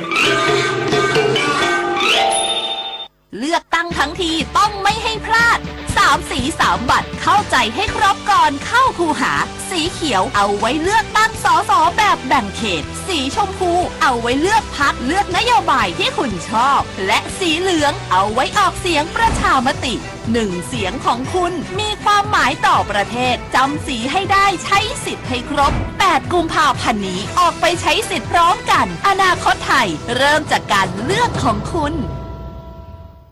ชวนคนไทยตรวจสอบสิทธิเลือกตั้งด้วยออนไลน์ง่ายๆผ่านระบบของกรมการปกครองหรือแอป Smart Vote ของกกต.ด้วยหมายเลขบัตรประชาชน13 หลักเช็คเขตเลือกตั้งหน่วยเลือกตั้งและสถานที่เลือกตั้ง3 ใบ 3 สีที่ได้มากาให้ถูกเลือกพรรคบัตรสีชมพูเลือกสสบัตรสีเขียวออกเสียงประชามติบัตรสีเหลืองวันอาทิตย์ที่8 กุมภาพันธ์นี้พบกันเวลา 8 นาฬิกาถึง 17 นาฬิกาปลัดกระทรวงมหาดไทยมีหนังสือแจ้งผู้ว่าราชการจังหวัดทุกจังหวัดซักซ้อม3แนวทางใช้จ่ายงบประมาณเพื่อช่วยเหลือประชาชนกรณีเกิดสาธารณภัยขององค์กรปกครองส่วนท้องถิ่นนายอัญสิทธิ์สัมพันธรัตน์ปลัดกระทรวงมหาดไทยเปิดเผยว่าเพื่อให้การดำเนินการช่วยเหลือประชาชนในกรณีเกิดสาธารณภัยเป็นไปอย่างมีประสิทธิภาพได้มีหนังสือกำชับให้ผู้ว่าราชการจังหวัดและนายอำเภอ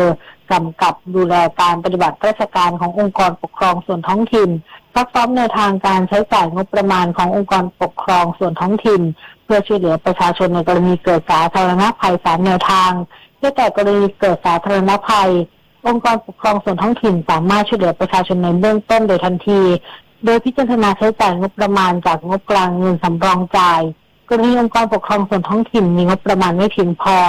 ให้ผู้บริหารท้องถิ่นอนุมัติให้จ่ายขาดเงินสะสมได้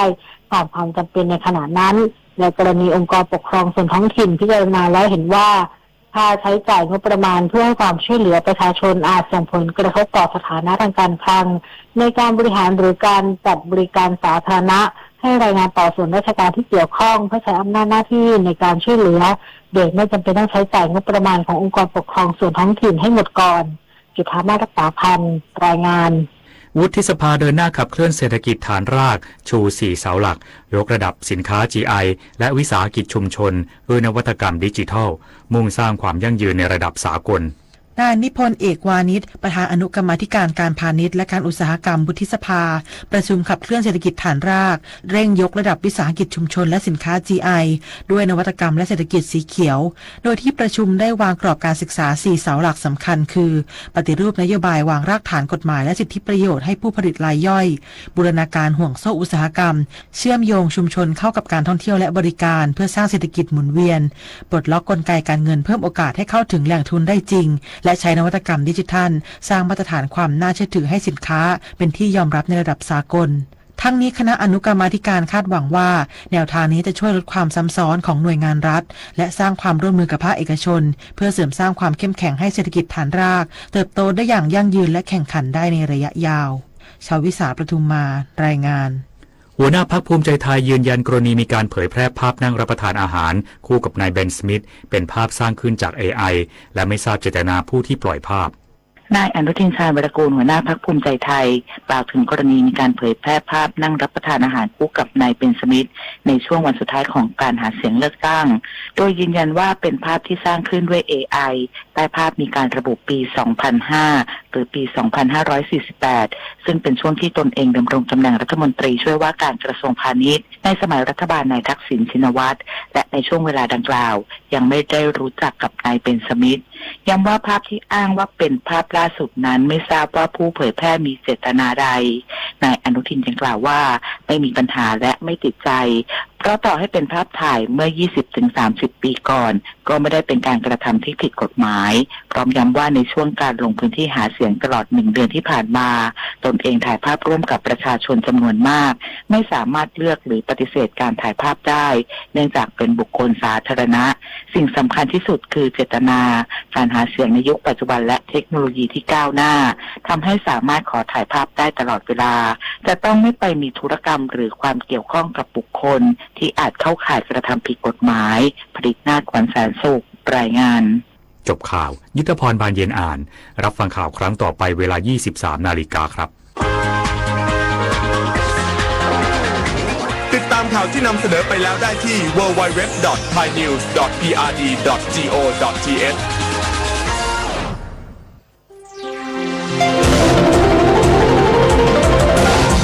วิทยุแห่งประเทศไทยให้ความรู้กู้ความสุข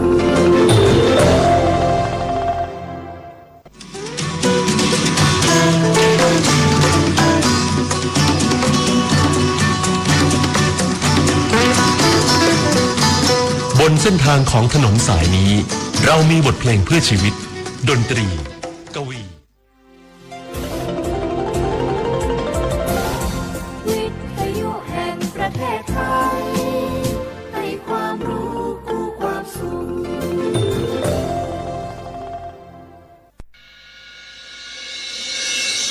สถานีวิทยุกระจายเสียงแห่งประเทศไทยจังหวัดเชียงใหม่ AM 1476 กิโลเฮิรตซ์สถานีวิทยุภาคภาษาชาติพันธุ์แห่งเดียวในประเทศไทยที่มีความทันสมัยเชื่อถือได้สร้างอัตลักษณ์กลุ่มชาติพันธุ์สู่สากลเอาล่ะแก้วเคยสังเกตก็ในปฏิทินไทยมีวันสำคัญเกี่ยวกับสถาบันพระมหากษัตริย์อยู่เกือบทุกเดือนเลยนะแต่ก็นี่แต่กะไปอย่างเช่นเดือนมกราคมวันที่17วันป่อขุนรามคำแหงวันที่18วันสมเด็จพระนเรศวรมหาราชส่วนเดือนมีนาคมวันที่31วันพระบาทสมเด็จพระนางเกล้าเจ้าอยู่หัว2เมษายนวันคล้ายวันพระราชสมภพกรมสมเด็จพระเทพรัตน์6เมษายนวันจักรี4พฤษภาคมวันชัดมงคล3มิถุนายนวันเฉลิมพระชนมพรรษาสมเด็จพระนางเจ้าพระบรมราชินีใจวันที่28กรกฎาคมวันเฉลิมพระชนมพรรษาพระบาทสมเด็จพระเจ้าอยู่หัววันที่12สิงหาคมกับวันแม่แห่งชาติ24กันยายนวันมหิดลนี่เดือนตุลาคมก็มีวันสำคัญก็คือ13ตุลาวันคล้ายวันสวรรคตของในหลวงรัชกาลที่9วันที่21ตุลาวันคล้ายวันพระราชสมภพสมเด็จย่าและก็23ตุลาก็เป็นวันปิยมหาราชวันที่14พฤศจิกายนวันพระบิดาแห่งฝนหลวง25พฤศจิกายนวันวชิราวุ พุธและก็วันสำคัญในเดือนธันวาคมคือวันที่5วันป่อแห่งชาติครับสังคมไทยเฮาให้ความสำคัญกับวันเหล่านี้คนไทยฮักและก็เทิดทูนสถาบันพระมหากษัตริย์เพราะสถาบันพระมหากษัตริย์อยู่คู่กับคนไทยมาอย่างยาวนานปรารถนาดีจากสำนักงานประชาสัมพันธ์ที่3กรมประชาสัมพันธ์ค่ะ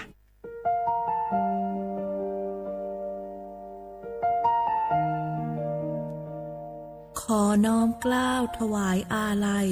สมเด็จพระพันปีหลวงพระแม่แห่งแผ่นดินผู้ทรงเมตตาเหนือเกล้าขอพระองค์เสด็จสู่สวรรคาลัยข้าพระพุทธเจ้าข้าราชการและเจ้าหน้าที่สถานีวิทยุกระจายเสียงแห่งประเทศไทยจังหวัดเชียงใหม่กรมประชาสัมพันธ์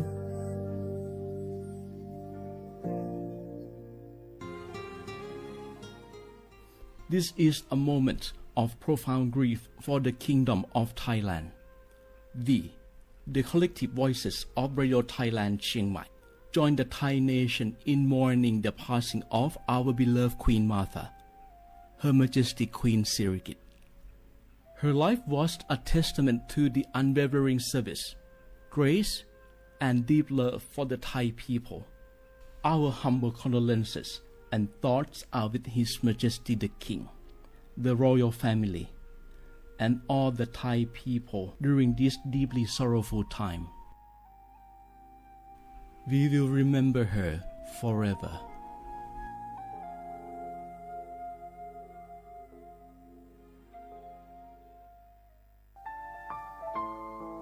เฮาข้าพี่น้องเจ้าคือไตมีตั้งหม่องเจอ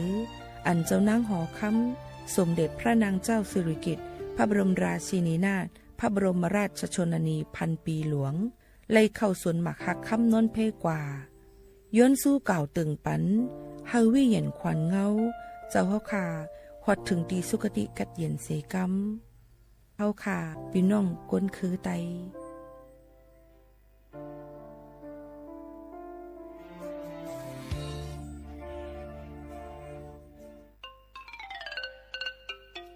กุมภาต้องการ3 ใบเลือกคนที่ใช่และเลือกพรรคที่ชอบ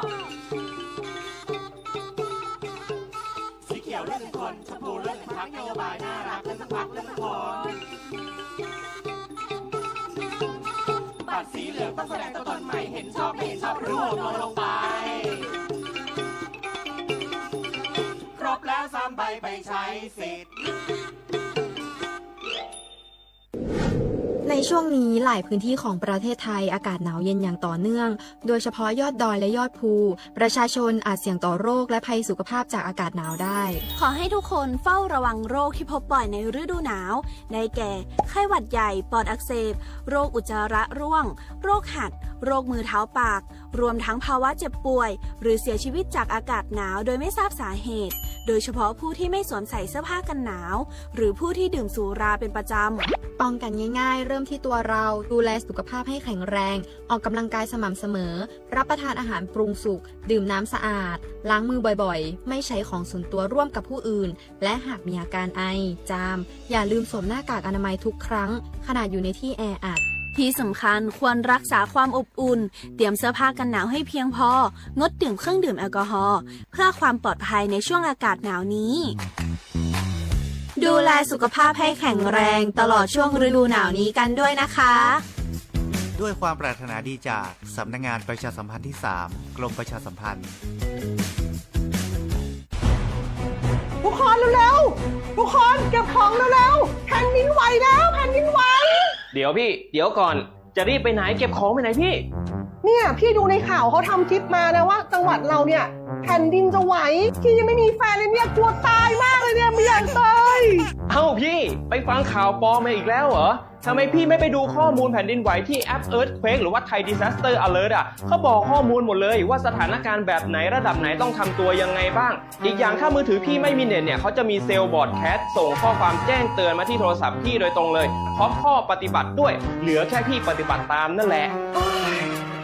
ต้องใจเย็นๆลงละขอบคุณมากนะน้องโอเค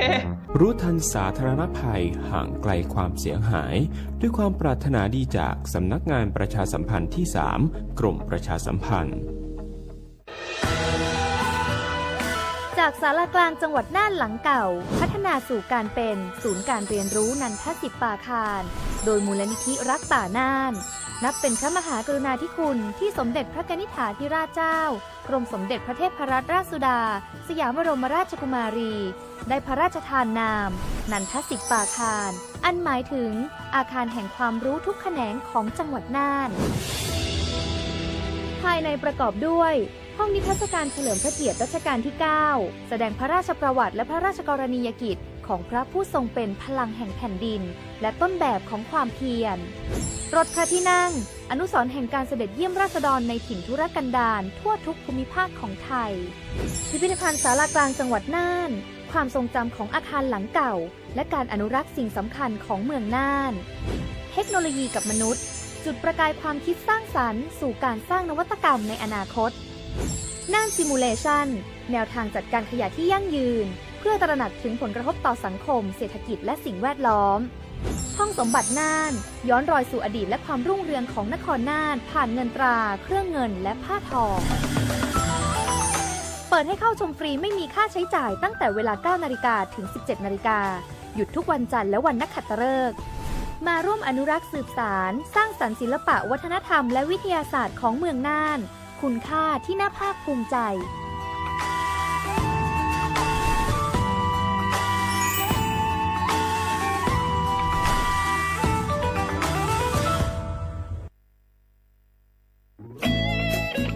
เสียงของท่านมีความหมายต่ออนาคตประเทศการเลือกตั้งคือโอกาสสำคัญที่ประชาชนจะได้ร่วมกำหนดทิศทางบ้านเมือง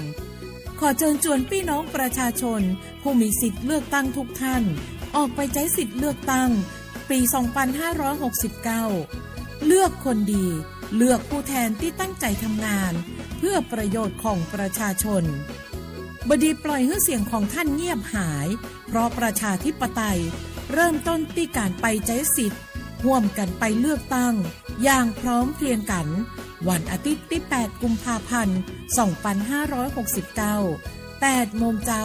ถึง 5 โมงแลงใช้สิทธิ์ใช้เสียงเพื่ออนาคตของประเทศไทย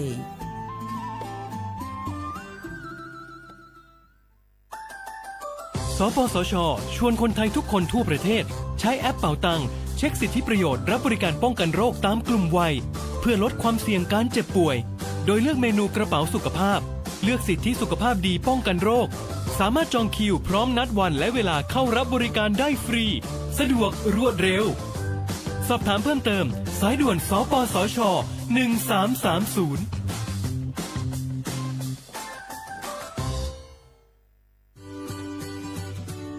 พี่น้องเฮาเขาค่ะพอถึงมาในวันอาทิตย์ที่8เดือนธันวาคม25ปากปลาย69พี่น้องเฮาเขาจะเจออันเลยเป็นเจอเคอไทยสัญชาติไทยเย้าอย่าไปลืมก่อยหย่อนเนแคบกลางเจอกว่าเลือกตั้งอองตีมีจื้อเฮาขานั่นไหนค่ะข้าวย่าน8 โมงกลางในต่อถึง 5 โมงไว้วันค่ะอ้อคักตอนง่ายๆค่ะเตเจอวัดไว้กับตัวอันเดียวกุ้ยก้นอันมีสุนตาเตกว่าหย่อนในแคบกลางเจอเตเลยวัดไว้หย่อนในแคบกลางใจอยู่3ไว้3สีจ้อมกันในค่ะอ้อสีเขียวเตเป็นวัดไว้เลือกตั้งสสแบบแบ่งเขตเลือกตั้งค่ะสีของเตเป็นไว้เลือกตั้งสสแบบบัญชีรายชื่อและสีเหลืองเตเป็นไว้ออกเสียงประชามติแก้ไขรัฐธรรมนูญในค่ะออกกว่าใจสุนเลยสุนเป็นตาอนาคตตั้งนาอันเฮาคาเลือกไว้ลุยมือตัวเจ้าเก่าอย่าลืมกว่าเลือกตั้งกันค่ะนะ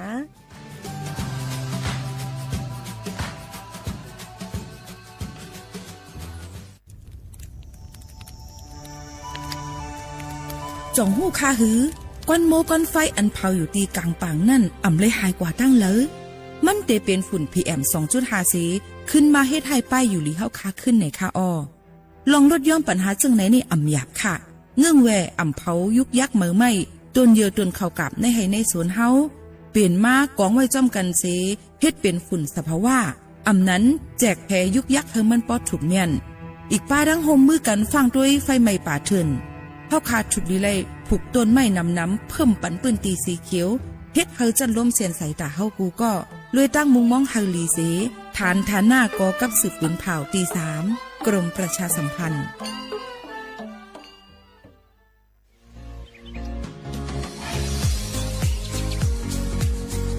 จ้อมหนังเปิงมติครม.มือวันที่29เดือนธันวาคม25ปากไป67 เฮาฮิปเน็ตแกลิดปัญหาสถานะและสัญชาติคนอันอยู่ตั้งเมืองจึงไทยจอมาตรา17นั่นตอนตาพี่น้องเฮาเขาอันเข้ามาอยู่ตั้งเมืองไทยหึงนั้นและมีไว้เขาจอมปึงเฮากว่ายืนย้อนสถานะต่างดาวของเมืองถูกแม่นจอมปึงไล่ตอนตาลูกอ่อนอันเกิดตั้งเมืองจึงไทยมีอำนั้นก็แม่มีไว้ทะเบียนประวัติบุคคลไม่มีสถานะทางทะเบียนอำนั้นไว้10 ปีถูกแม่นยาวในจึงเฮากว่ายืนย้อนสัญชาติไทยจอมหนังมาตรา7ทวิไล่พออยู่ตั้งกรุงเทพมหานครกว่ายืนไล่ตีสำนักบริหารการทะเบียนกรมการปกครองพออยู่ตั้งต่าง7 วันในจึงกว่ายืนไล่จอมหนังวัดไว้อันเปิ้นออกปันเฮาคานั่นเข้าย้ำเหตุการณ์จอมหนังหลวงปองจึงต่อพอถึงวันที่29เดือน6 25ปากไป69ค่ะ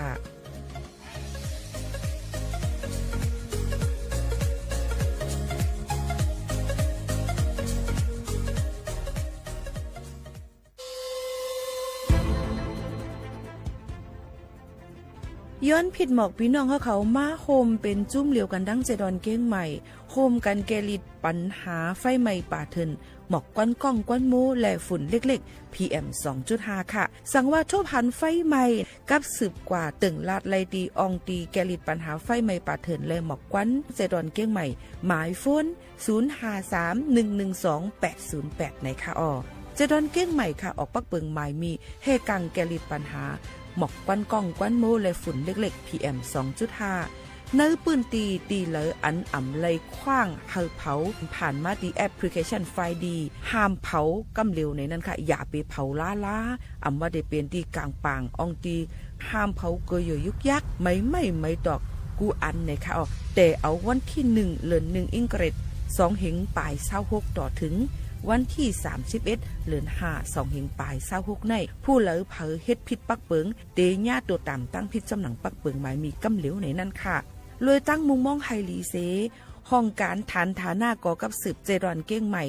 มาโฮมเป็นจุ่มเหลวกันดั้งเจดอนเก้งใหม่โฮมกันรักษาสภาวะฟิงตื้นเป็นเฮ็ดให้จันล้มถวยเจออันลีต้องฟ้าเสียนเสออ่ำมีหมอกกวนกองกวนโม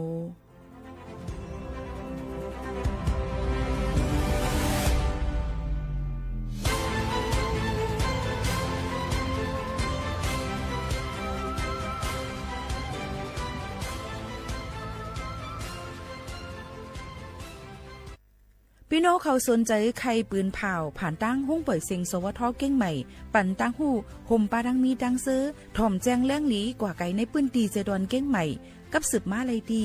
สวทเก้งใหม่หมายฝน053-276-068และ092-246-8579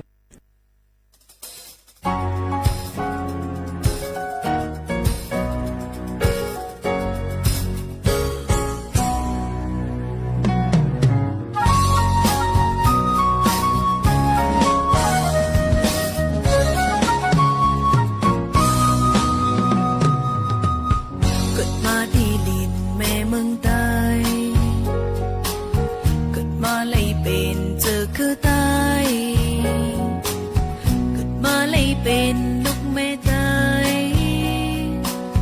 นั่นตั้งตัวเจอนั่งในเป็นไตคืออย่า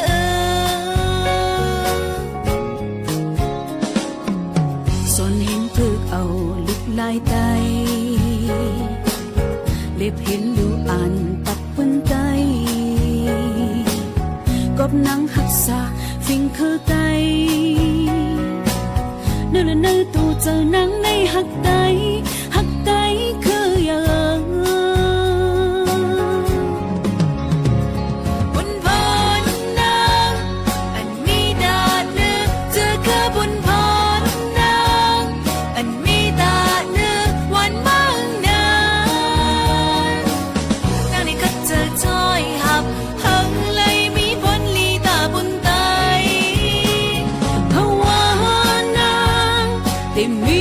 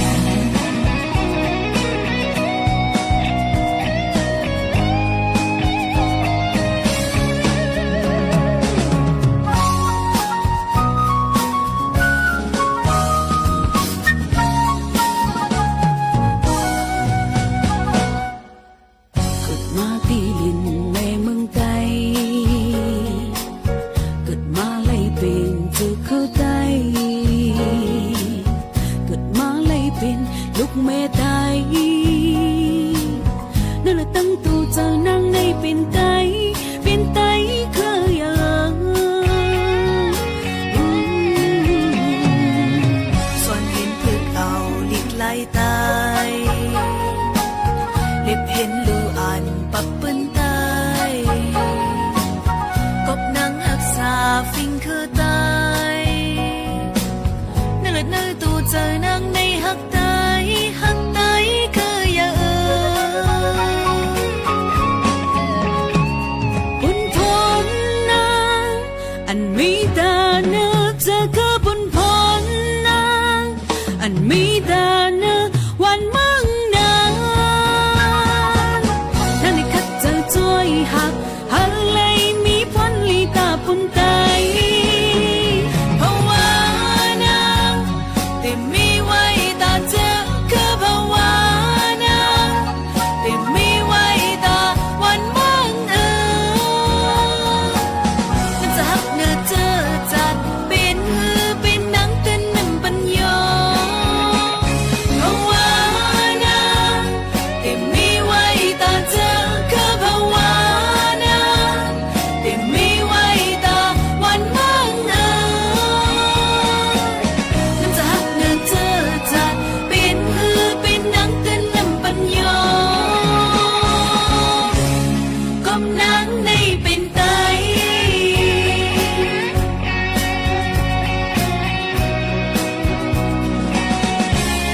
ก้มนั่งในเป็นไต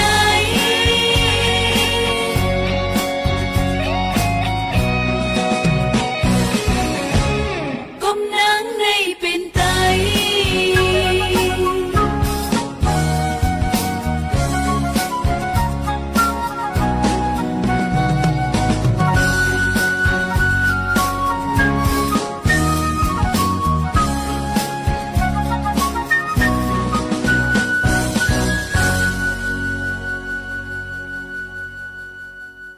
เมื่อซุ้งค่าเมื่อซุ้งพี่น้องพุงนี่ถอมเขากูก็กูเกิลค่ะชบกันที่ห้องบ่อยเสียงเก่งใหม่ AM147 เฮาเกแล้วเฮาจอมกันกูวันพอถึงมาในตอนการภาษาความใต้ดีในจอมข่าวยิงหมู่ขาวนวลสุภาวันเชื้อสารวินในค่ะออกเมื่อได้ถึงมาวันเสาร์ที่7เดือนธันวาคมเฮงปลาย26เป็นเดือน3ลอง5ค่ำปีใต้ส่งให้1ปากปลาย20ปีก็จะ1ให้3ปากปลาย87คู่อยู่จอมกันดีในสิเมื่อได้ก็ได้เป็นวันเจอจัดจึงได้ในข่าวในก็ขอบคุณมาและปียาวข้าวหึงสิในค่ะอ่อนกันคึงปองให้สร้างกว่าอยู่เฮาหากูก็ถูลิเลมีลองตั้งอ่อมล้อมพร้อมเสียงเป้งปากกันในนั้นค่ะฝากตอนจนถึงกันเจ้านังไหนค่ะอ๋อ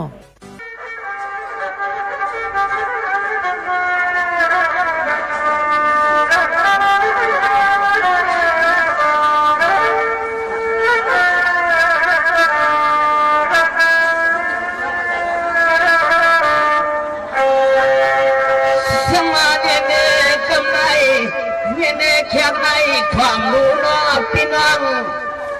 อันยามือเศร้าอยู่ไปอันไปตายาเลียยิงไปเย็นยอดตามุงหัน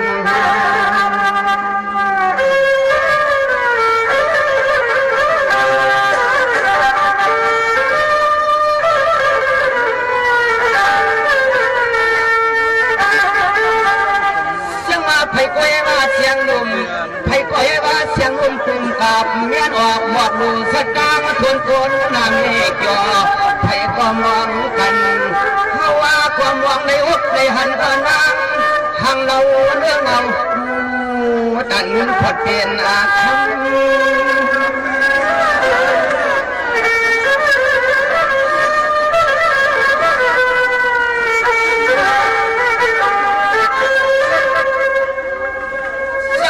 เสียงลมคำในเสียงลมคำในดวงกาดวงแก่พี่น้องน้องไปโกหกกำพังเอาอยู่วันสอบลมให้คนเอกก็มาเจอพี่น้องก็หยิบก็หยอกก็บ่าวไปโกสังนานบ่าวไปตัวยุ่งนุ่มหวานตะปามเรา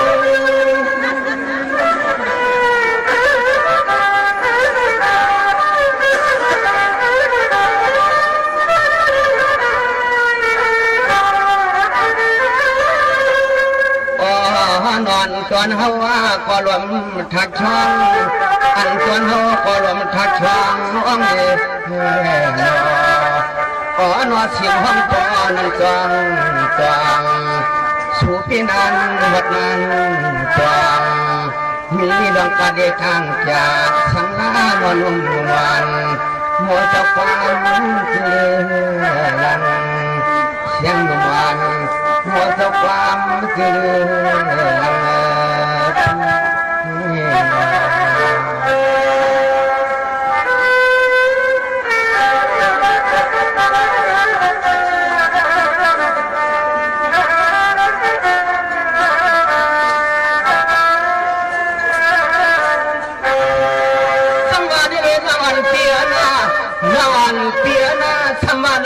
ขันไหนเศร้าลงกวนนวลกลมลิ้นยังฮัลโหลก็เปิดหวังสุรานาขันไหนฮัลโหลรวมหลวงมาเห็นเปิดอำไปอำไรกลาง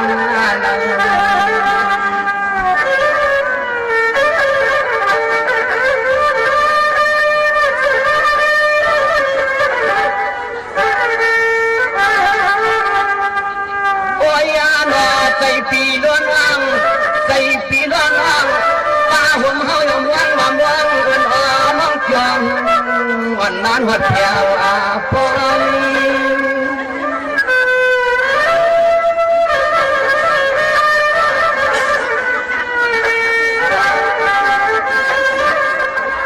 จังหวะนี้อำนั้นก็น้องอันปีน้องอันปีอเด็ดตัวเด็ดคำนั่งปีเฮาเองเฮ็ดฉันน้องอันเปียเป็นวังเฉดเฉน้องอันหอดวันหาก็ลุ่มวันอายุปองปัดออกเป็นนั้นยิงเขาเล่นพักวันนั้นหัดถึงปอง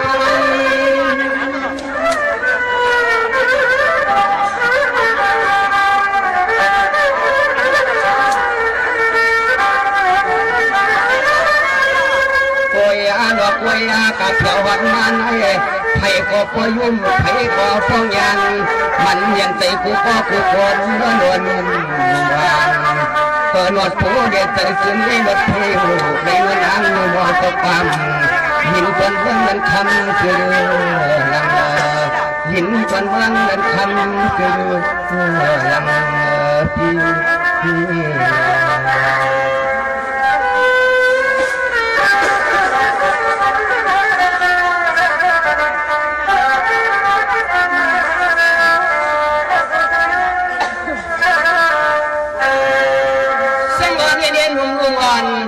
ยิ่งดีมัวเจ้ากามสกาทนควรนามีเกี่ยวนะเมื่อในเจ้าปล่อยเขาเนาะเมื่อในเจ้าปล่อยเขาหวังสู้กันว่าเต็มเป็นดอกคุยกับคนละวันพี่น้องเจ้าปล่อยเจ้าน้ำยังเขายังพักหัวยังสุดเยือนก็ข้ามแขกเขายังพักสั่ง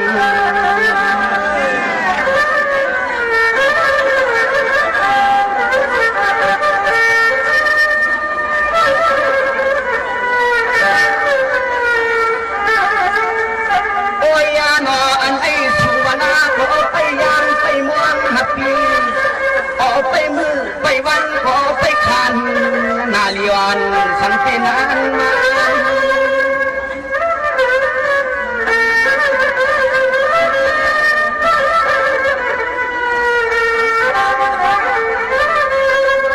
สังอามันก็ที่อันนั่งปีมาเด็กที่อันนั่งปีมาอยู่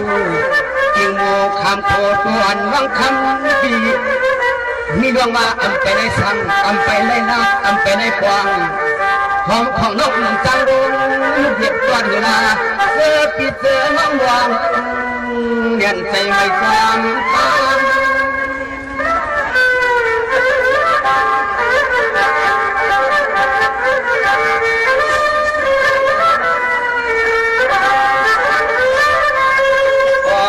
หนอมาวัดกู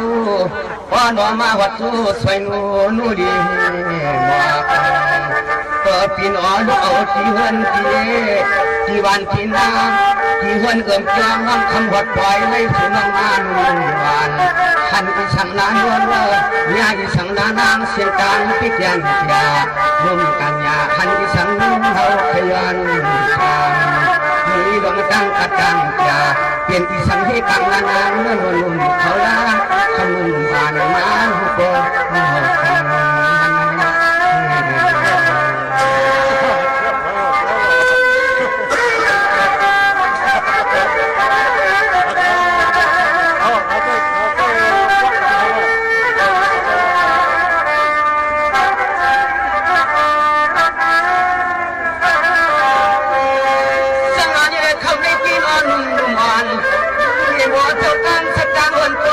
อีกเจาะเป็นหวังสู่บอลเป็นหวังสู่บอลตั้งใจทำเต้าเสียงการมองฮัลโหลกำปอกเนี่ยตอนเสียงมดข้างนั้นมองกันอันนั้นพวกบางมาคนเจ้าคนหลักหลังนี้คนไอ้คนมองไอ้หลังมองหา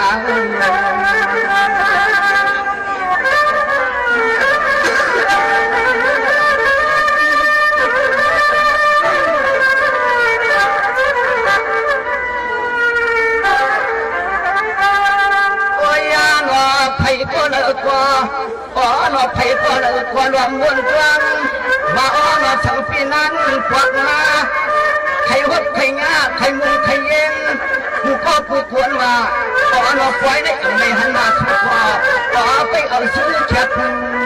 คอยปีเดียวเสียงมุก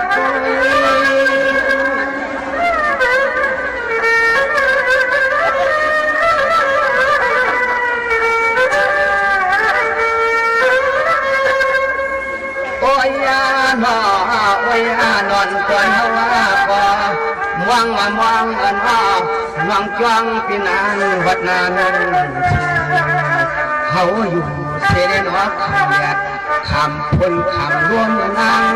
เนื้อกลางวันควันควันมองอันว่าปีนานกว้างเนื้อหังใจปีปองเรามองว่าปีนานกว้างในหังใจปีปองเราทำไม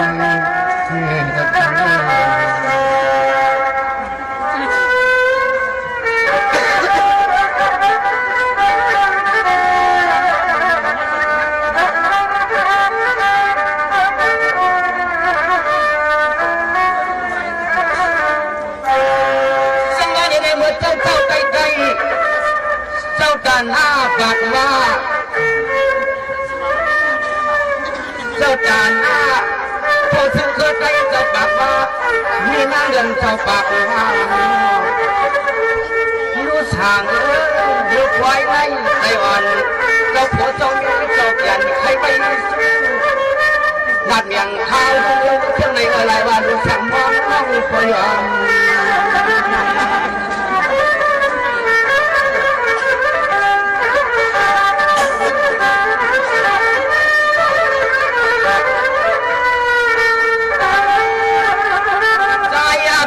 ม่วงมั่งมาม่วงในหดในยาเสียงในคำอยู่ที่แทน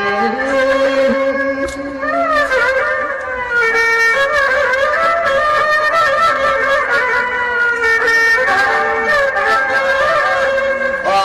หนอก็อ๋อหนอก็ม่วงเวียนทองเวียนตาใหญ่ถึงที่สู้เข้ามาก็ไล่คนใหม่ใจพี่เขาจีวายใจพี่เขาจีวาย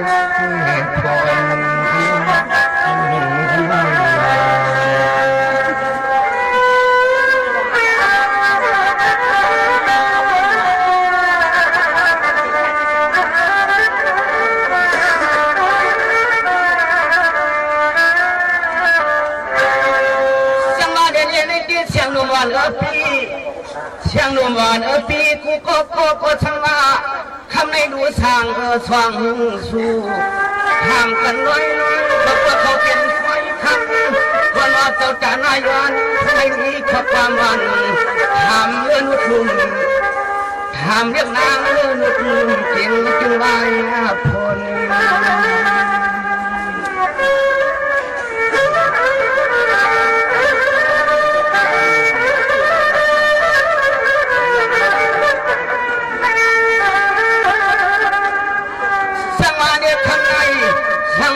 คำไรเดียวกว่าอยู่ไปจนนำตัวตนคำว่าไปมองยังน้องแถว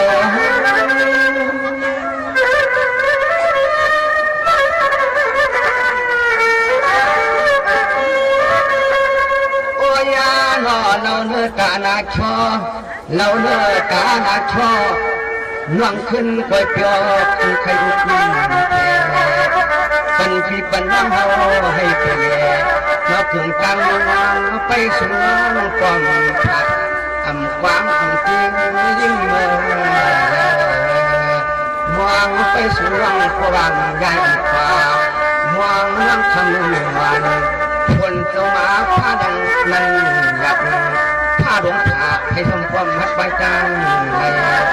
สู่วังมาคำคืนไม่มีไปที่หา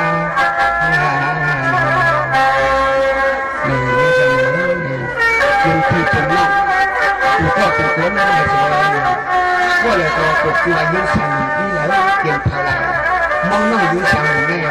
ว่าเสียงกลางมาออกกันใบของหลอกหายืนที่เปลี่ยนน้องตาเขาที่น้องมาอยู่ทำของนายเลยไปมองยืนสั่งแม่สั่งแม่ที่นี่ยอมขาดยอมใจที่นั้นนะ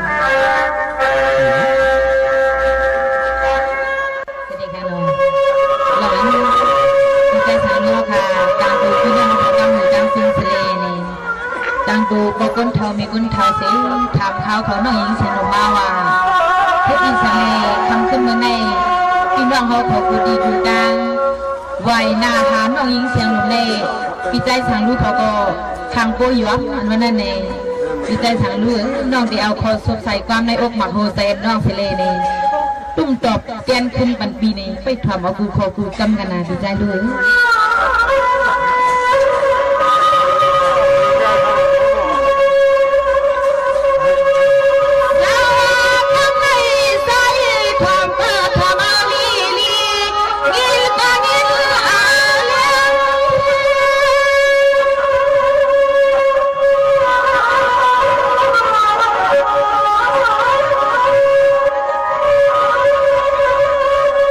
น้องปีกันดินเปลี่ยน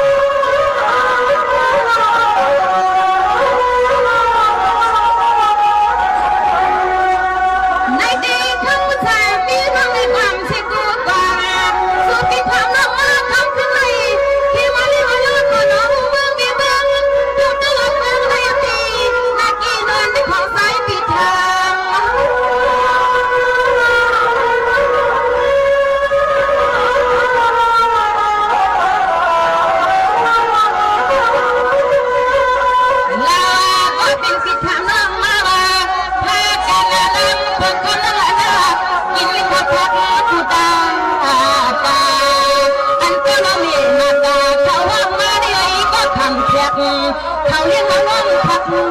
ทางในเขาเรียกเขาน้องพักทางในที่บ้าน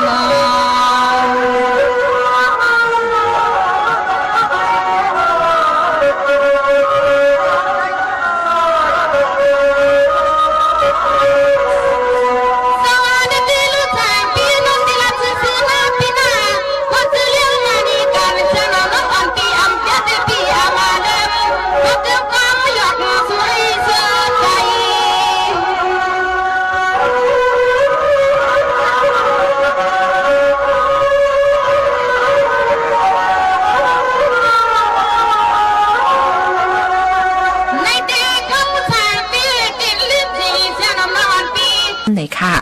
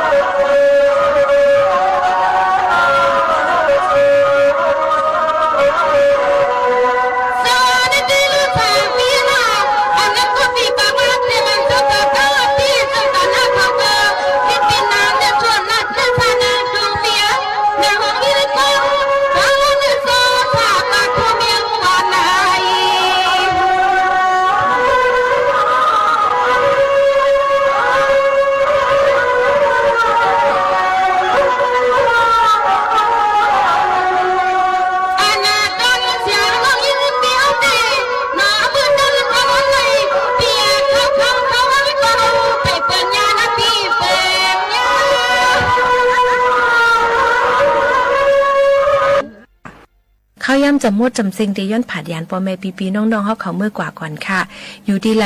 เสียอำว่าให้ฟังกันไว้ลองตั้งเป็นรอกากว่าตาไปตั้งไหลก็ให้รอดเพ่เค้นค่ะเซาให้เจ้าสวนเจ้าหน้าเขาเนี่ยก็ให้เล็กก้าอ่องขายมันกันกูก้นปอหนุ่มเท่าก้นกว่าเท่าก้นเก๋เขานั่นเนี่ยก็ให้อยู่ลีกินหวานให้อายุยาวยืนกันกูก้นในนั่นค่ะข้าวยิ่งโมคาโน้นตีย้อนผาแดนเมื่อก่อนเย้าค่ะส่งขึ้นมาโฮมมาทุบจอมกันค่ะม่อนค่ะขอบใจค่ะ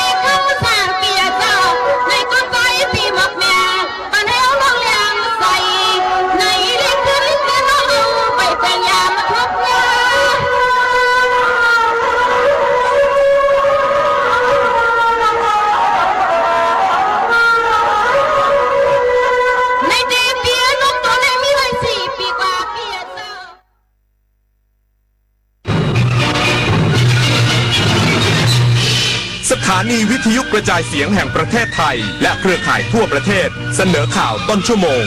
รู้เร็ว รู้จริง เกาะติดทุกสถานการณ์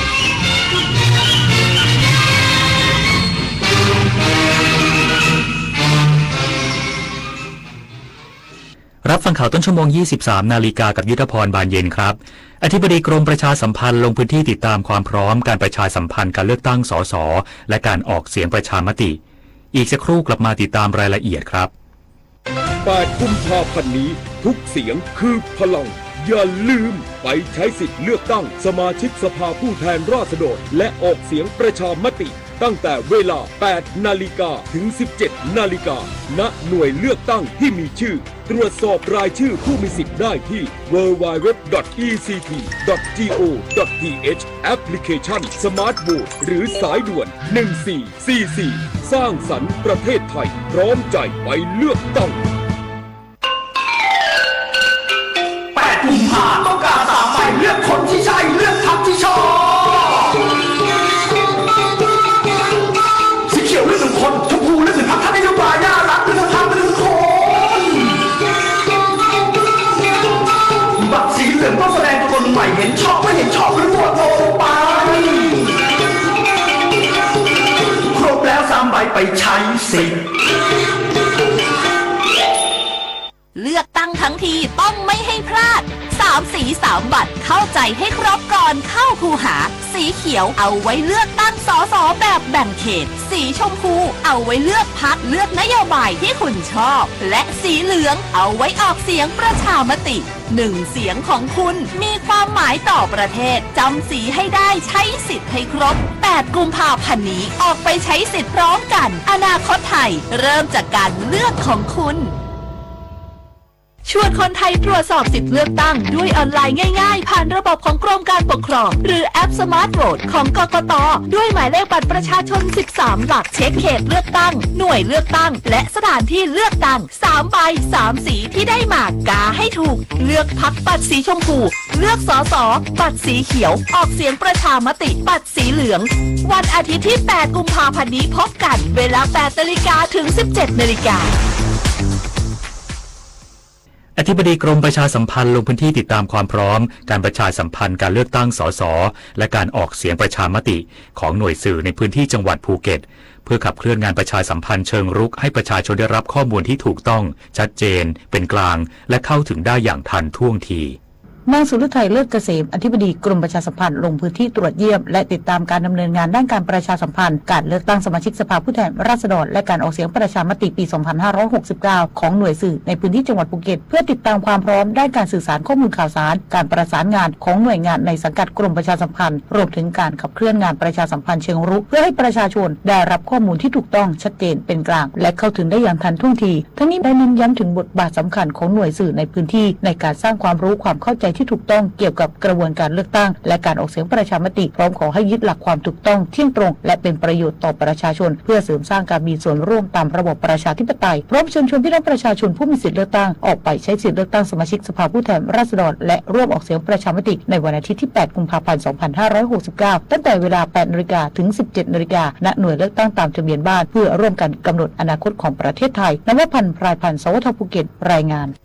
จังหวัดกำแพงเพชรร่วมกับสำนักงานคณะกรรมการการเลือกตั้งจัดกิจกรรมบิ๊กเดย์รณรงค์เลือกตั้งสมาชิกสภาผู้แทนราษฎรและออกเสียงประชามติเพื่อให้ประชาชนออกไปใช้สิทธิ์วันที่ 8 กุมภาพันธ์นี้นายสวนิสุริยกุลณอยุธยารองผู้ว่าราชการจังหวัดกำแพงเพชรเป็นประธานเปิดงานกิจกรรมครั้งนี้มุ่งสร้างความเข้าใจในสิทธิหน้าที่และกระบวนการเลือกตั้งอย่างถูกต้องให้กับประชาชนโดยมีหน่วยงานภาครัฐภาคเอกชนและภาคประชาสังคมและชุมชนรวมถึงนักเรียนนักศึกษาเข้าร่วมกิจกรรมเป็นจำนวนมากนอกจากนี้ยังมีการมอบรางวัลคลิป TikTok รณรงค์ในการออกเสียงไปใช้สิทธิเลือกตั้งและออกเสียงประชามติจากนักเรียนชั้นประถมศึกษาและมัธยมศึกษาจากโรงเรียนต่างๆภายในจังหวัดกำแพงเพชรที่ชนะการประกวดที่ได้รับรางวัลชนะเลิศรองชนะเลิศอันดับ1และรองชนะเลิศอันดับ2จากนายสวนิสุริยกุลณอยุธยารองผู้ว่าราชการจังหวัดกำแพงเพชรอีกด้วยทำให้ประชาชนชาวจังหวัดกำแพงเพชรมีความตื่นตัวเป็นอย่างมากที่จะได้ออกไปใช้สิทธิเลือกตั้งในครั้งนี้และคาดว่าจะมีประชาชนชาวจังหวัดกำแพงเพชรออกไปใช้สิทธิเลือกตั้งและออกเสียงประชามติในวันอาทิตย์ที่8 กุมภาพันธ์ 2569เป็นจำนวนมาก สุวิภาแตงกริยา สวทกำแพงเพชรรายงานกองทัพภาคที่ 3 จัดกำลังพลปฏิบัติภารกิจชุดลาดตระเวนป้องปรามการเผาป่าร่วมกับเจ้าหน้าที่อุทยานแห่งชาติดอยสุเทพปุยสร้างฝายและป่าเปียกสร้างความชุ่มชื้นให้กับพื้นที่ป่าต้นน้ำเพื่อลดปัญหาหมอกควันและไฟป่าพลโทชายแดนกฤษณสุวรรณแม่ทัพน้อยที่ 3ในฐานะรองผู้อำนวยการศูนย์ปฏิบัติการป้องกันและแก้ไขปัญหาไฟป่าหมอกควันและฝุ่นละอองภาค 3ส่วนหน้าเปิดเผยว่าแม่ทัพภาคที่ 3ในฐานะผู้อำนวยการศูนย์ปฏิบัติการป้องกันและแก้ไขปัญหาไฟป่าหมอกควันและฝุ่นละอองภาค 3มอบหมายให้ศูนย์ปฏิบัติการป้องกันและแก้ไขปัญหาไฟป่าหมอกควันและฝุ่นละอองภาค 3จัดกำลังพลเข้าร่วมกับชุดปฏิบัติการลาดตระเวนของกองพลทหารราบที่ 7และเจ้าหน้าที่จากอุทยานแห่งชาติดอยสุเทพปุยลงพื้นที่ปฏิบัติภารกิจโดยรอบพระตำหนักภูพิงราชนิเวศลาดตระเวนป้องปรามการลักลอบเผาป่าในพื้นที่ล่อแหลมพร้อมสำรวจพื้นที่สร้างฝายชะลอน้ำเพื่อสร้างความชุ่มชื้นให้กับพื้นที่ป่าต้นน้ำและชะลอน้ำในลำห้วยแม่สรวยลดการกัดเซาะดักตะกอนรวมทั้งเตรียมสร้างป่าเปียกช่วงหน้าแล้งเพื่อเพิ่มความชุ่มชื้นให้ดินและพืชลดความเสี่ยงไฟป่าในหน้าแล้งอย่างยั่งยืนพิมลการเดชาชัยทีมข่าวสวทเชียงใหม่รายงานจบข่าวยุทธพรบานเย็นอ่านรับฟังข่าวครั้งต่อไปเวลา 6 นาฬิกาครับติดตามข่าวที่นำเสนอไปแล้วได้ที่ www.thainews.prd.go.th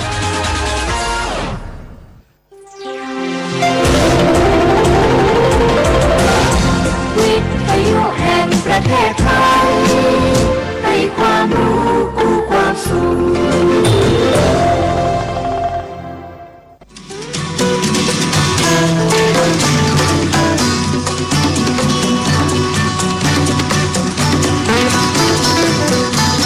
บนเส้นทางของถนนสายนี้เรามีบทเพลงเพื่อชีวิตดนตรีกวีศิลปะวัฒนธรรมวรรณกรรมมาฝากคุณทุกวันเสาร์และอาทิตย์กับเราที่นี่ถนนดนตรี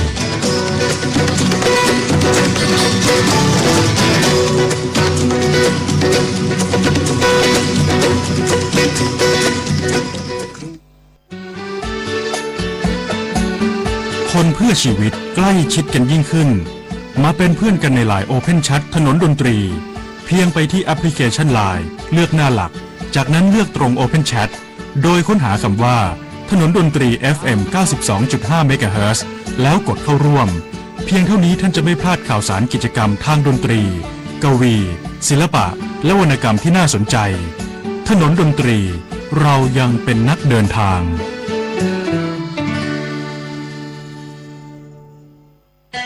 ถนนดนตรีไลฟ์เดือนกุมภาพันธ์70 ปีกุหลาบล้านนาสุนทรีเวชานนท์ร่วมร้อยเรียงทำนองพื้นบ้านล้านนาเสียงซึ่งสลอจากวงดนตรีไทยกรมประชาสัมพันธ์20 กุมภาพันธ์นี้ชมฟรีตั้งแต่เวลา 18 นาฬิกาเป็นต้นไปณห้องออดิทอเรียมสถานีวิทยุกระจายเสียงแห่งประเทศไทยลงทะเบียนเข้าชมได้ที่ Facebook Fanpage ถนนดนตรีเรายังเป็นนักเดินทาง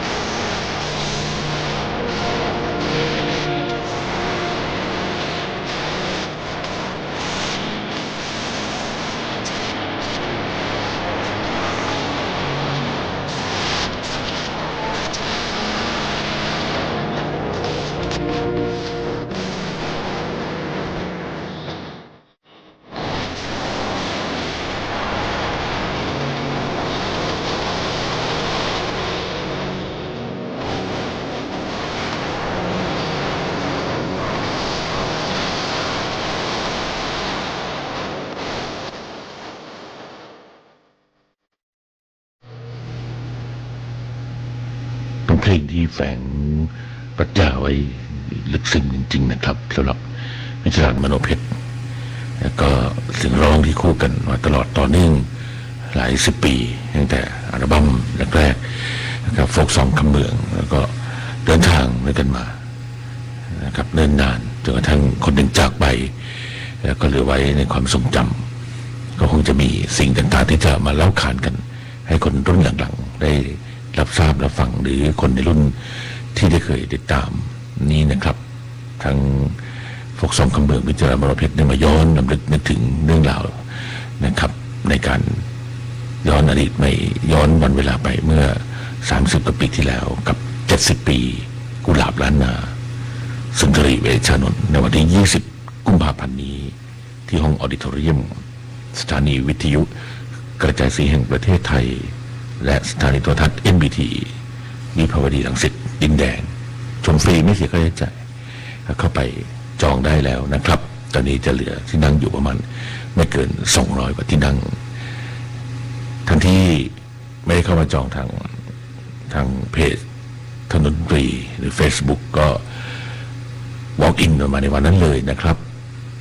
ตอนช่วง6 โมงเป็นต้นไปถ้าท่านที่จองไว้แล้ว5 โมงครึ่งยังไม่มาก็จะสละสิทธิ์ให้กับท่านอื่นได้เข้าชมกันนะครับเป็นกิจกรรมที่เราจัดเพื่อให้คนได้มาชมศิลปินและก็สถานที่ที่มีพื้นที่ให้เราได้จัดงานของห้องออดิทอเรียมเนี่ยนะครับก็ที่นั่งประมาณ 1,000 ที่นั่งนะครับแล้วก็มีงบประมาณของทางราชการจำกัดมีเสื้อยืดที่ระลึก31 ปีถนนดนตรีแจกให้ผู้เข้าชมที่ร่วมงานในการจับรางวัลนะครับ30 รางวัลในแต่ละรอบแต่ละเดือนนะฮะนี่ก็คือกิจกรรมที่เราได้สร้างสรรค์ขึ้นนะครับในนามของถนนดนตรีไลฟ์ก็เป็นประจำทุกเดือนละครั้งนะฮะทุกวันศุกร์สิ้นเดือนหรือปลายเดือนเพื่อจะบันทึกรายการออกอากาศทั้งทาง NBT ช่วงวันเสาร์ต้นเดือนที่1ที่2แล้วก็ทางสถานีวิทยุกระจายเสียงแห่งประเทศไทย FM 92.5 เมกะเฮิรตซ์และเครือข่ายทั่วประเทศทุกวันเสาร์3 ทุ่มถึงเที่ยงคืนนะครับเดินทางกันด้วยเพลงที่ติดค้างไว้เมื่อสัปดาห์ที่แล้วที่น้องแองเจโลฟาซีก็บอกขอไว้แองเจโลนี่มาทุกรอบเลยนะครับขอให้เสื้อ31 ปีถนนดนตรีรุ่นใหม่แล้วก็เป็นปีสุดท้ายของถนนดนตรีไลฟ์ได้รับกันเก็บไว้เป็นที่ระลึกนะครับเพราะว่าถือว่าเป็นของที่ทดแทนให้กับมอบให้ด้วยหัวใจเพราะไม่มีอะไรที่จะมานะครับมาเงินก็ยังซื้อไม่ได้เพราะว่าเราไม่มีขายนะครับมีแต่แจกให้สำหรับผู้ที่เข้าร่วมกิจกรรมโดยออกแบบโดยเพื่อนรักนักออกแบบจอกวัดสันมุงสว่างที่ทำให้ถนนดนตรีมา31 ปีแล้วนะครับชั่วโมงสุดท้ายนะครับเพลงที่คุณขอมาแรกรักครับ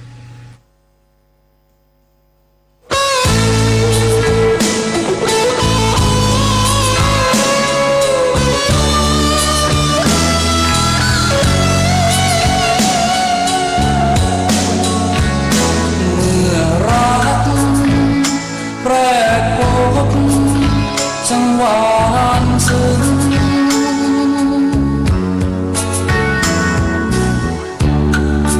คิดถึง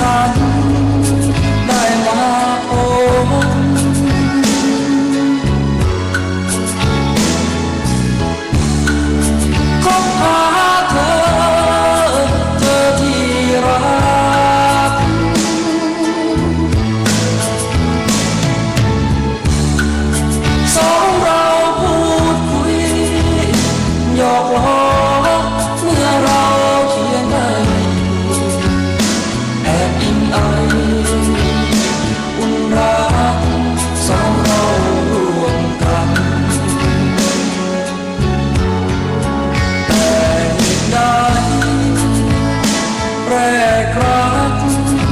ที่หวานซึ้ง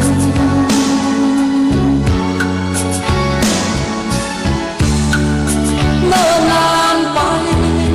กลับจืดชืดลง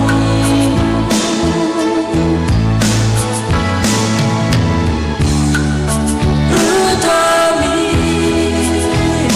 ความรักแค่เพียงเริ่มต้นเพียงเด็กโด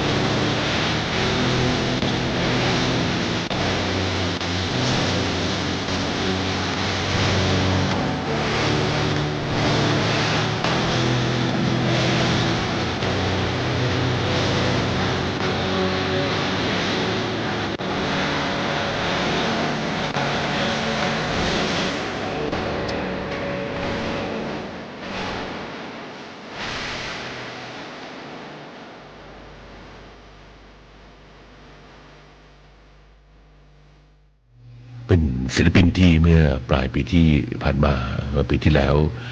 ก็มากันเต็มวงแต่ขาดแต่พี่โป่งนะครับพี่โป่งหินเหล็กไฟแล้วปีนี้คุยกันว่าอยากเชิญมาด้วยเพราะว่าอยากเชิญนั่นแหละมาด้วยในช่วงกันได้มีลูกศิษย์ลูกหานะครับ VIP เราจะทำดนตรีทำเพลงทำคอนเสิร์ตกันอยู่แล้วก็จะเชิญนั่นแหละมานั่งฟังกันด้วยก็ไม่รู้จะเป็นได้แค่ไหนนะครับก็ตอนนี้คิวของศิลปินก็ไปถึงเดือนมิถุนายนแล้วนะครับเดือนหน้าก็หลังจากจบปีอาสุนทรีเวชานนท์ใน70 ปีกุหลาบล้านนาแล้วก็เตรียมถึงเดือนหน้าตอนนี้แบนเนอร์ก็เสร็จแล้วโปสเตอร์ก็เสร็จแล้วแหมทำงานว่องไวนี่ตกลงงานหลักไม่ทำนะทำงานฟรีนะงานได้เงินไม่ทำนะคุณวสันต์รักษาสุขภาพดีนะเพื่อนนะครับเรา60แล้วเดี๋ยวต้องพวกเรา60รุ่นนี้หรือรุ่นปี09เนี่ยเพื่อนวัดนวลด้วยกันเนี่ยก็จะ60กันครบแล้วนะครับทุกคนจัดถนนทีไรรอบสุดท้าย60ยังแจ๋วเลยไหมเอาไหม เอาแบบมีแบบหลายๆวงเนี่ยครับนางหมูพงเทพบางอะไรบาง60ยังแจ๋วแล้วเชิญเพื่อนนั้นวัดนวลมาปาร์ตี้กันที่นี่เลยนี่ครับมาปิดท้ายกันที่นี่เลยเอางั้นไหมนะครับกับเพลงที่คุณขอมาในนะครับในเพจของถนนดนตรีอย่าหยุดยั้งนะฮะจะได้ฟังแล้วก็คิดถึงบ้านที่เป็นพิจารณามรเพชรไม่มีแต่มีต้นฉบับที่เป็นของอ้วนประจันบานนะครับพี่อ้วนประจันบานก็เดี๋ยวเราฟังต้นฉบับแล้วก็เพลงเขาใหญ่กันนะครับยังมีเพลงหนุ่มสุพรรณ2ยังค้างอยู่นะครับเดี๋ยวจะมอบให้กันในช่วงต่อไปกันครับ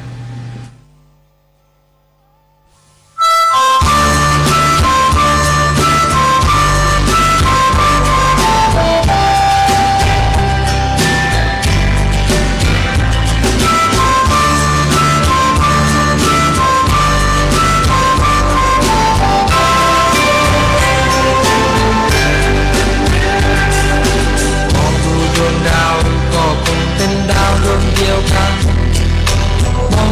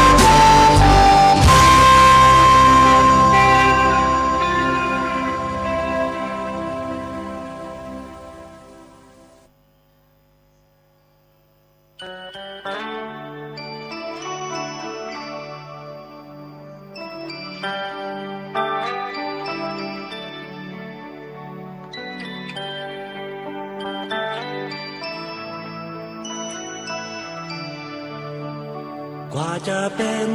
ต้นไม้ยืนต้นสูงหยักยืนใหญ่โต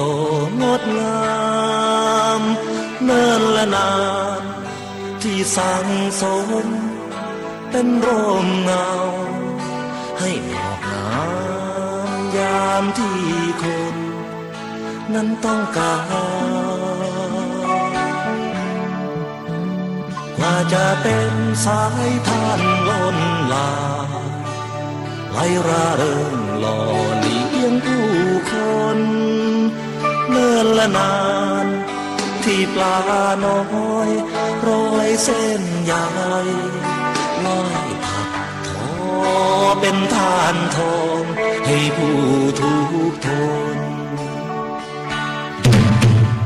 คือเขาใหญ่ถิ่นไพรพนาถิ่นสัตว์สาราน้องน้อยมีเสรี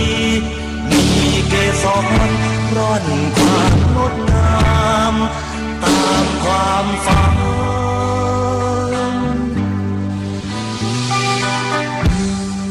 ขอพ้องเราจงร่วมกันปกป้องฝันปกป้องทานบ้านคงไพรเป็นเขาใหญ่ที่ยืนยาว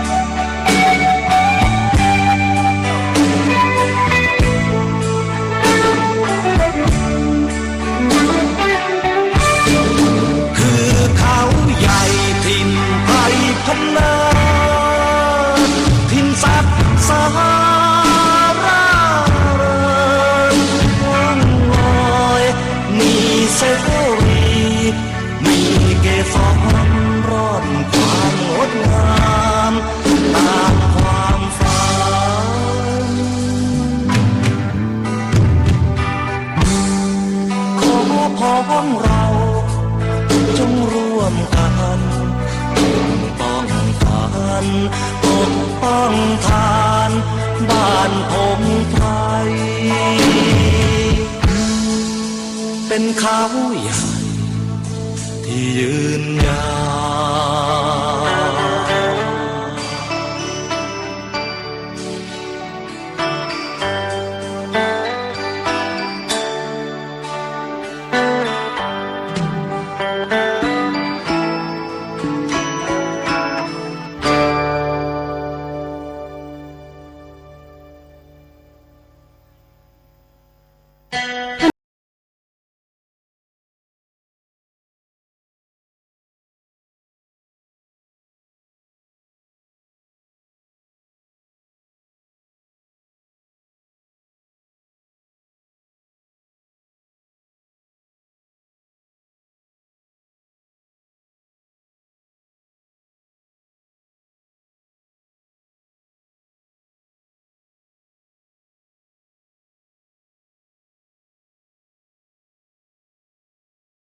ที่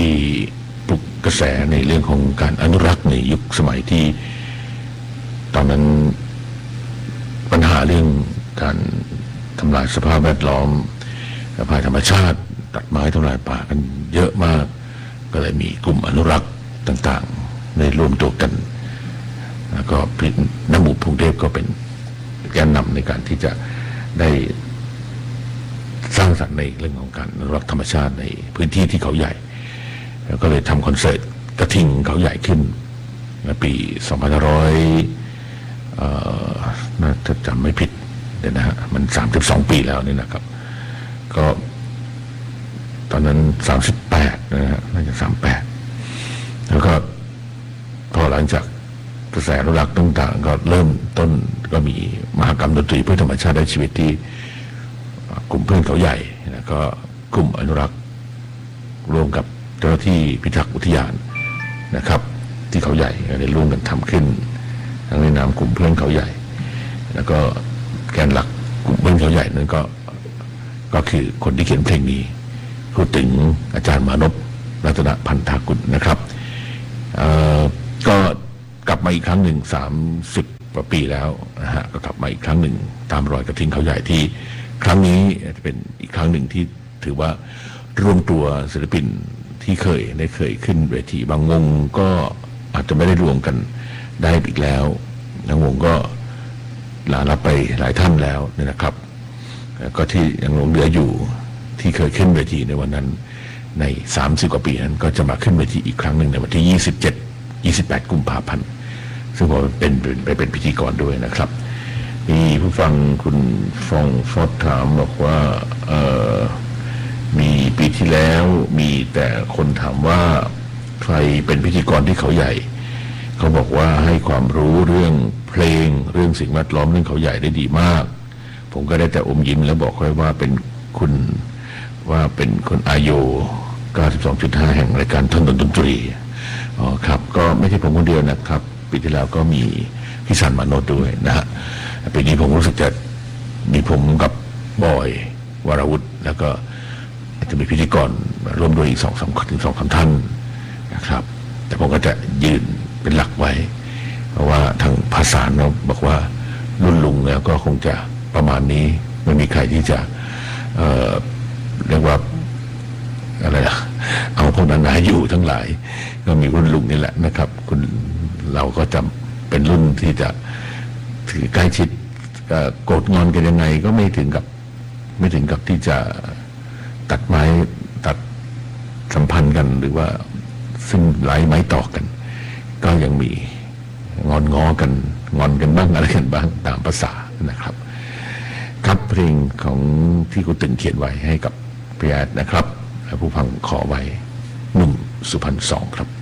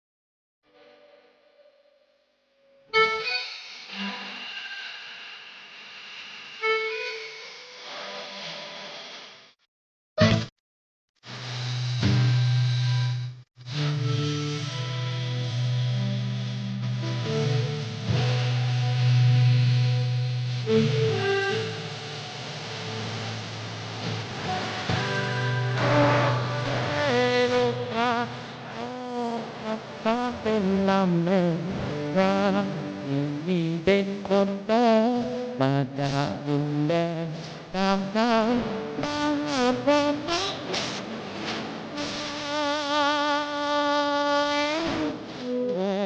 อยากให้รับรู้ไม่อยากให้ได้รักแต่อยากให้ได้รับรู้อยากให้ได้รัก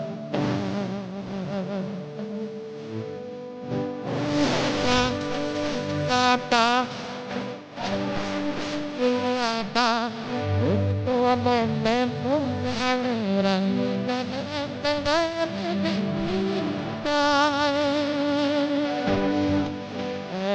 อยากให้เรารับรู้อยากให้เรารับฟังอยากให้เรารับรู้อยากให้เรารับฟัง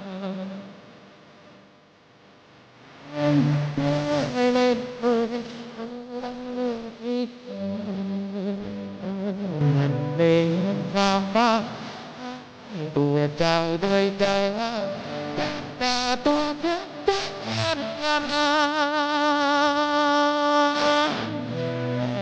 อยากให้เจ้ารู้อยากให้เรารับฟังอยากให้เจ้ารับรู้อยากให้เจ้ารับฟังลมเพลนพัดใจเต้นเด็กทุกหัดเป็น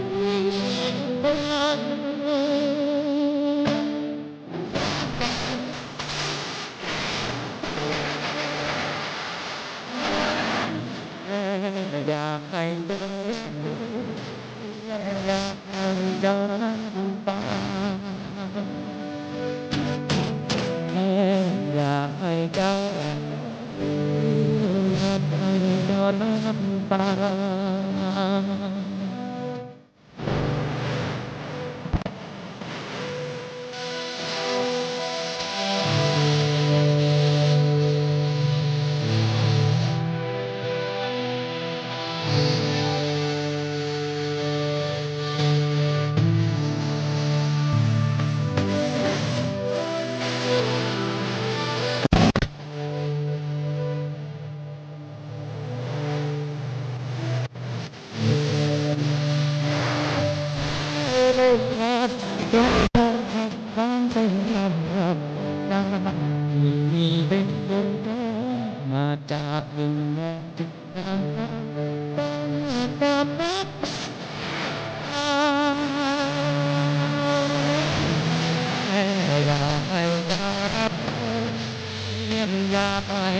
น้ำตา อยากให้เจ้ารับรู้อยากให้เจ้ารับฟังคนเดินผิดไปเป็น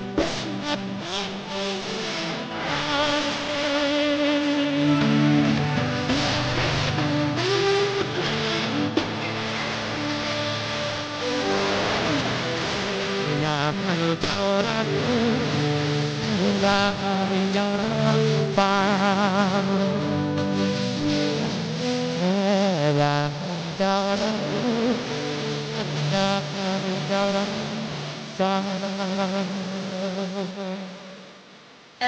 ถนนดนตรีไลฟ์เดือนกุมภาพันธ์70 ปีกุหลาบล้านนา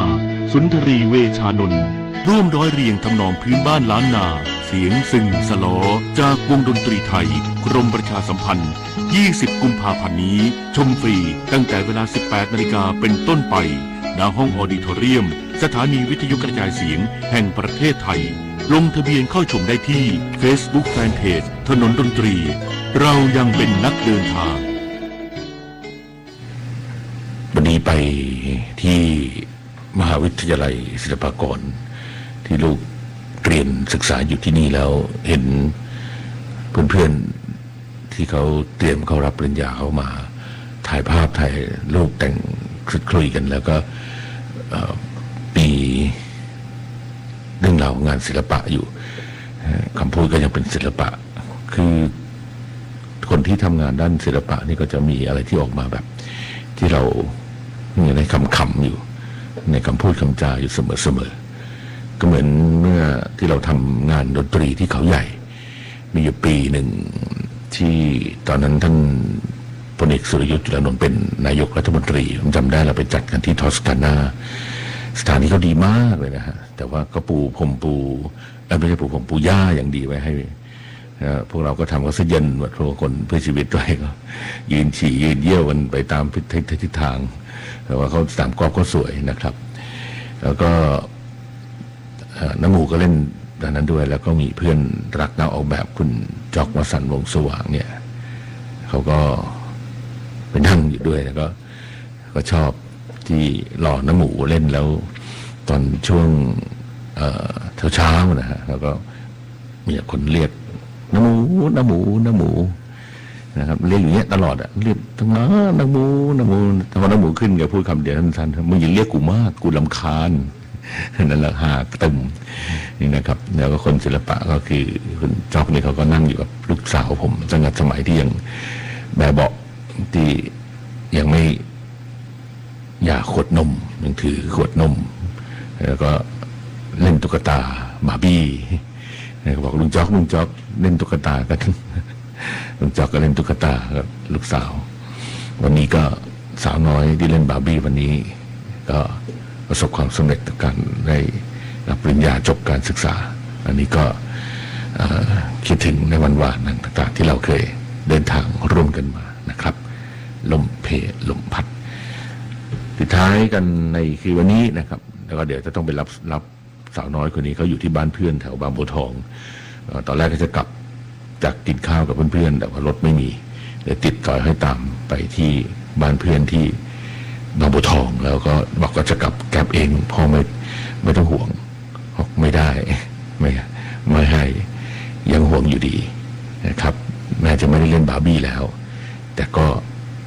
จะไปหลับเดี๋ยวอีก10 นาทีจะเดินทางนะครับคือวันนี้ขอบคุณคุณฟังทุกท่านพรุ่งนี้เลือกตั้งกันนะครับใช้สิทธิ์กันให้เต็มที่นะฮะก็คำที่คุณเสกสมแจ้งจิตบอกเข้าคูหาอะไรนะ8 กุมภาเข้าคูหา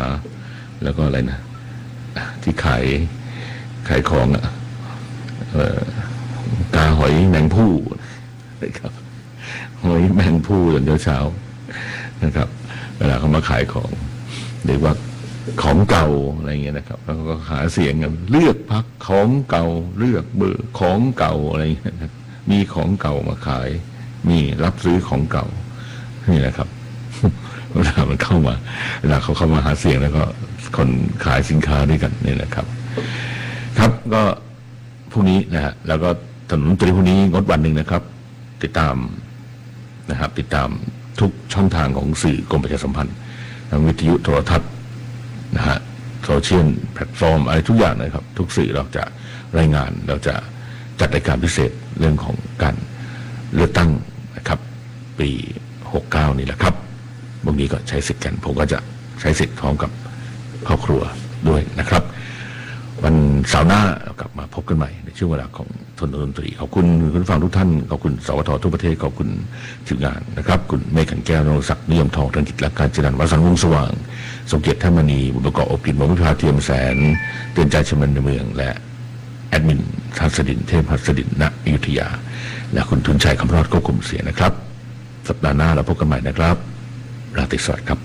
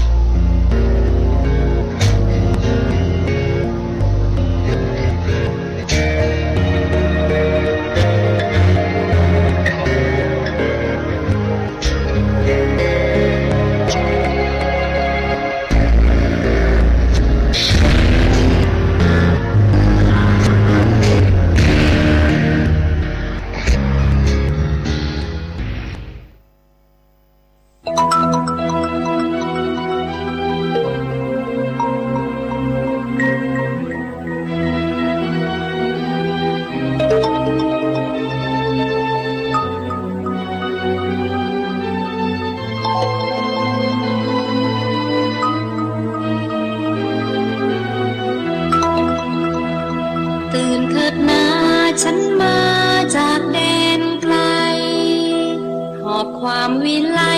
มาจากแดนสนธยาตื่นเถิดเราอรุณรุ่งกำลังมารีบล้างหน้าตาสวัสดีอรุณฉันมีความรักมาให้ฉันมีดอกไม้มาฝาก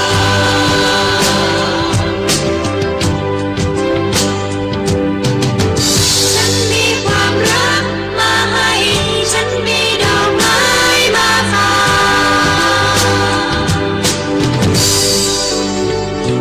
ผู้คนไกลโพ้นจากแดนเราบ้านเขานั้นไร้การเข็นค่าดอกไม้เบ่งบานทุกเวลาชาวประจักษ์วางพระและวางปืน จงรวมกันสร้างแดนสีวิไลเอาน้ำใจรดใจให้งอกงามเมื่อวันหนึ่งท้องฟ้าเป็นสีครามจะโปรยฝนงามให้ชุ่มช่ำและชื่นใจ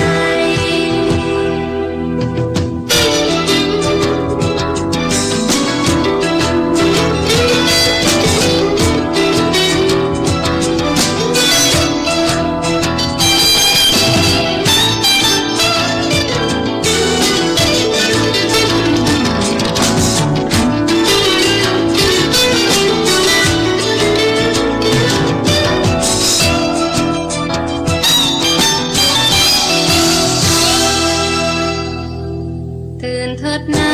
ฉันมาจากแดนไกลหอบความวิไลมาจากแดนสนธยาตื่นเถิดเราอรุณรุ่งกำลังมารีบล้างหน้าตาสวัสดีอรุณฉันมีความรักมาให้ฉันมีดอกไม้มาฝาก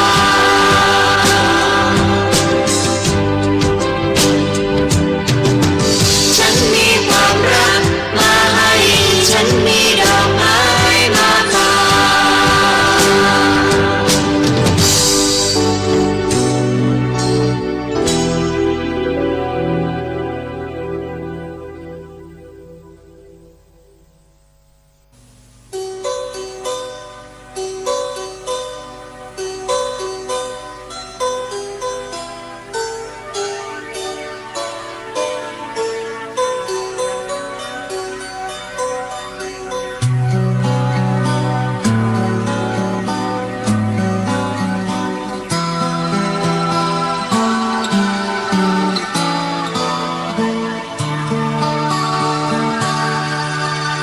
ปลาสายเหน็บในน้ำลมผ่านคืนมีแสงจันทร์มีความหมายภาพแห่งความหลังครั้งเราเคยชิดใกล้แรกรักฝังใจยังติดตรึงแรกรักฝังใจยังติดตรึงพอรุ่งสางรางรางแสงทองส่องวันที่สมปองคงมาถึงรักที่ปรารถนาพาใจให้คิดคำนึงทะเลแม่นกว้างถึงจะฝ่าไปทะเลแม่นกว้างถึงจะฝ่าไปส่งเพลงบทนี้ผ่านข้ามขอบฟ้าคำสัญญาอยู่คู่ฟ้าและดาวเดือนยังย้ำเตือนไม่รู้เลือนได้จากใจยังย้ำเตื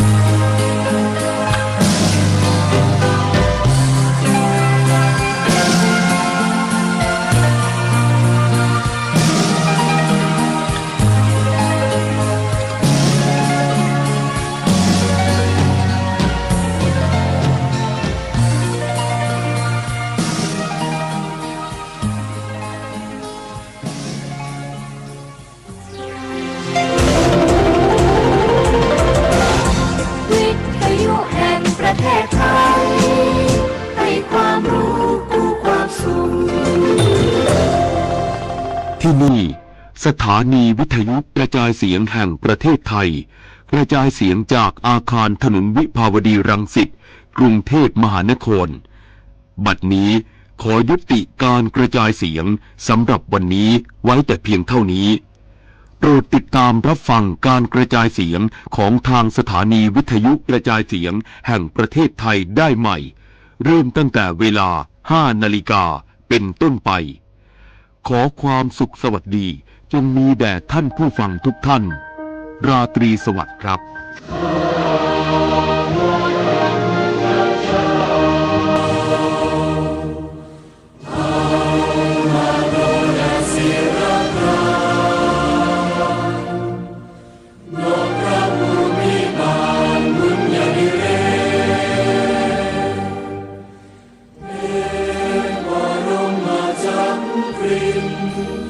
Rasa yamin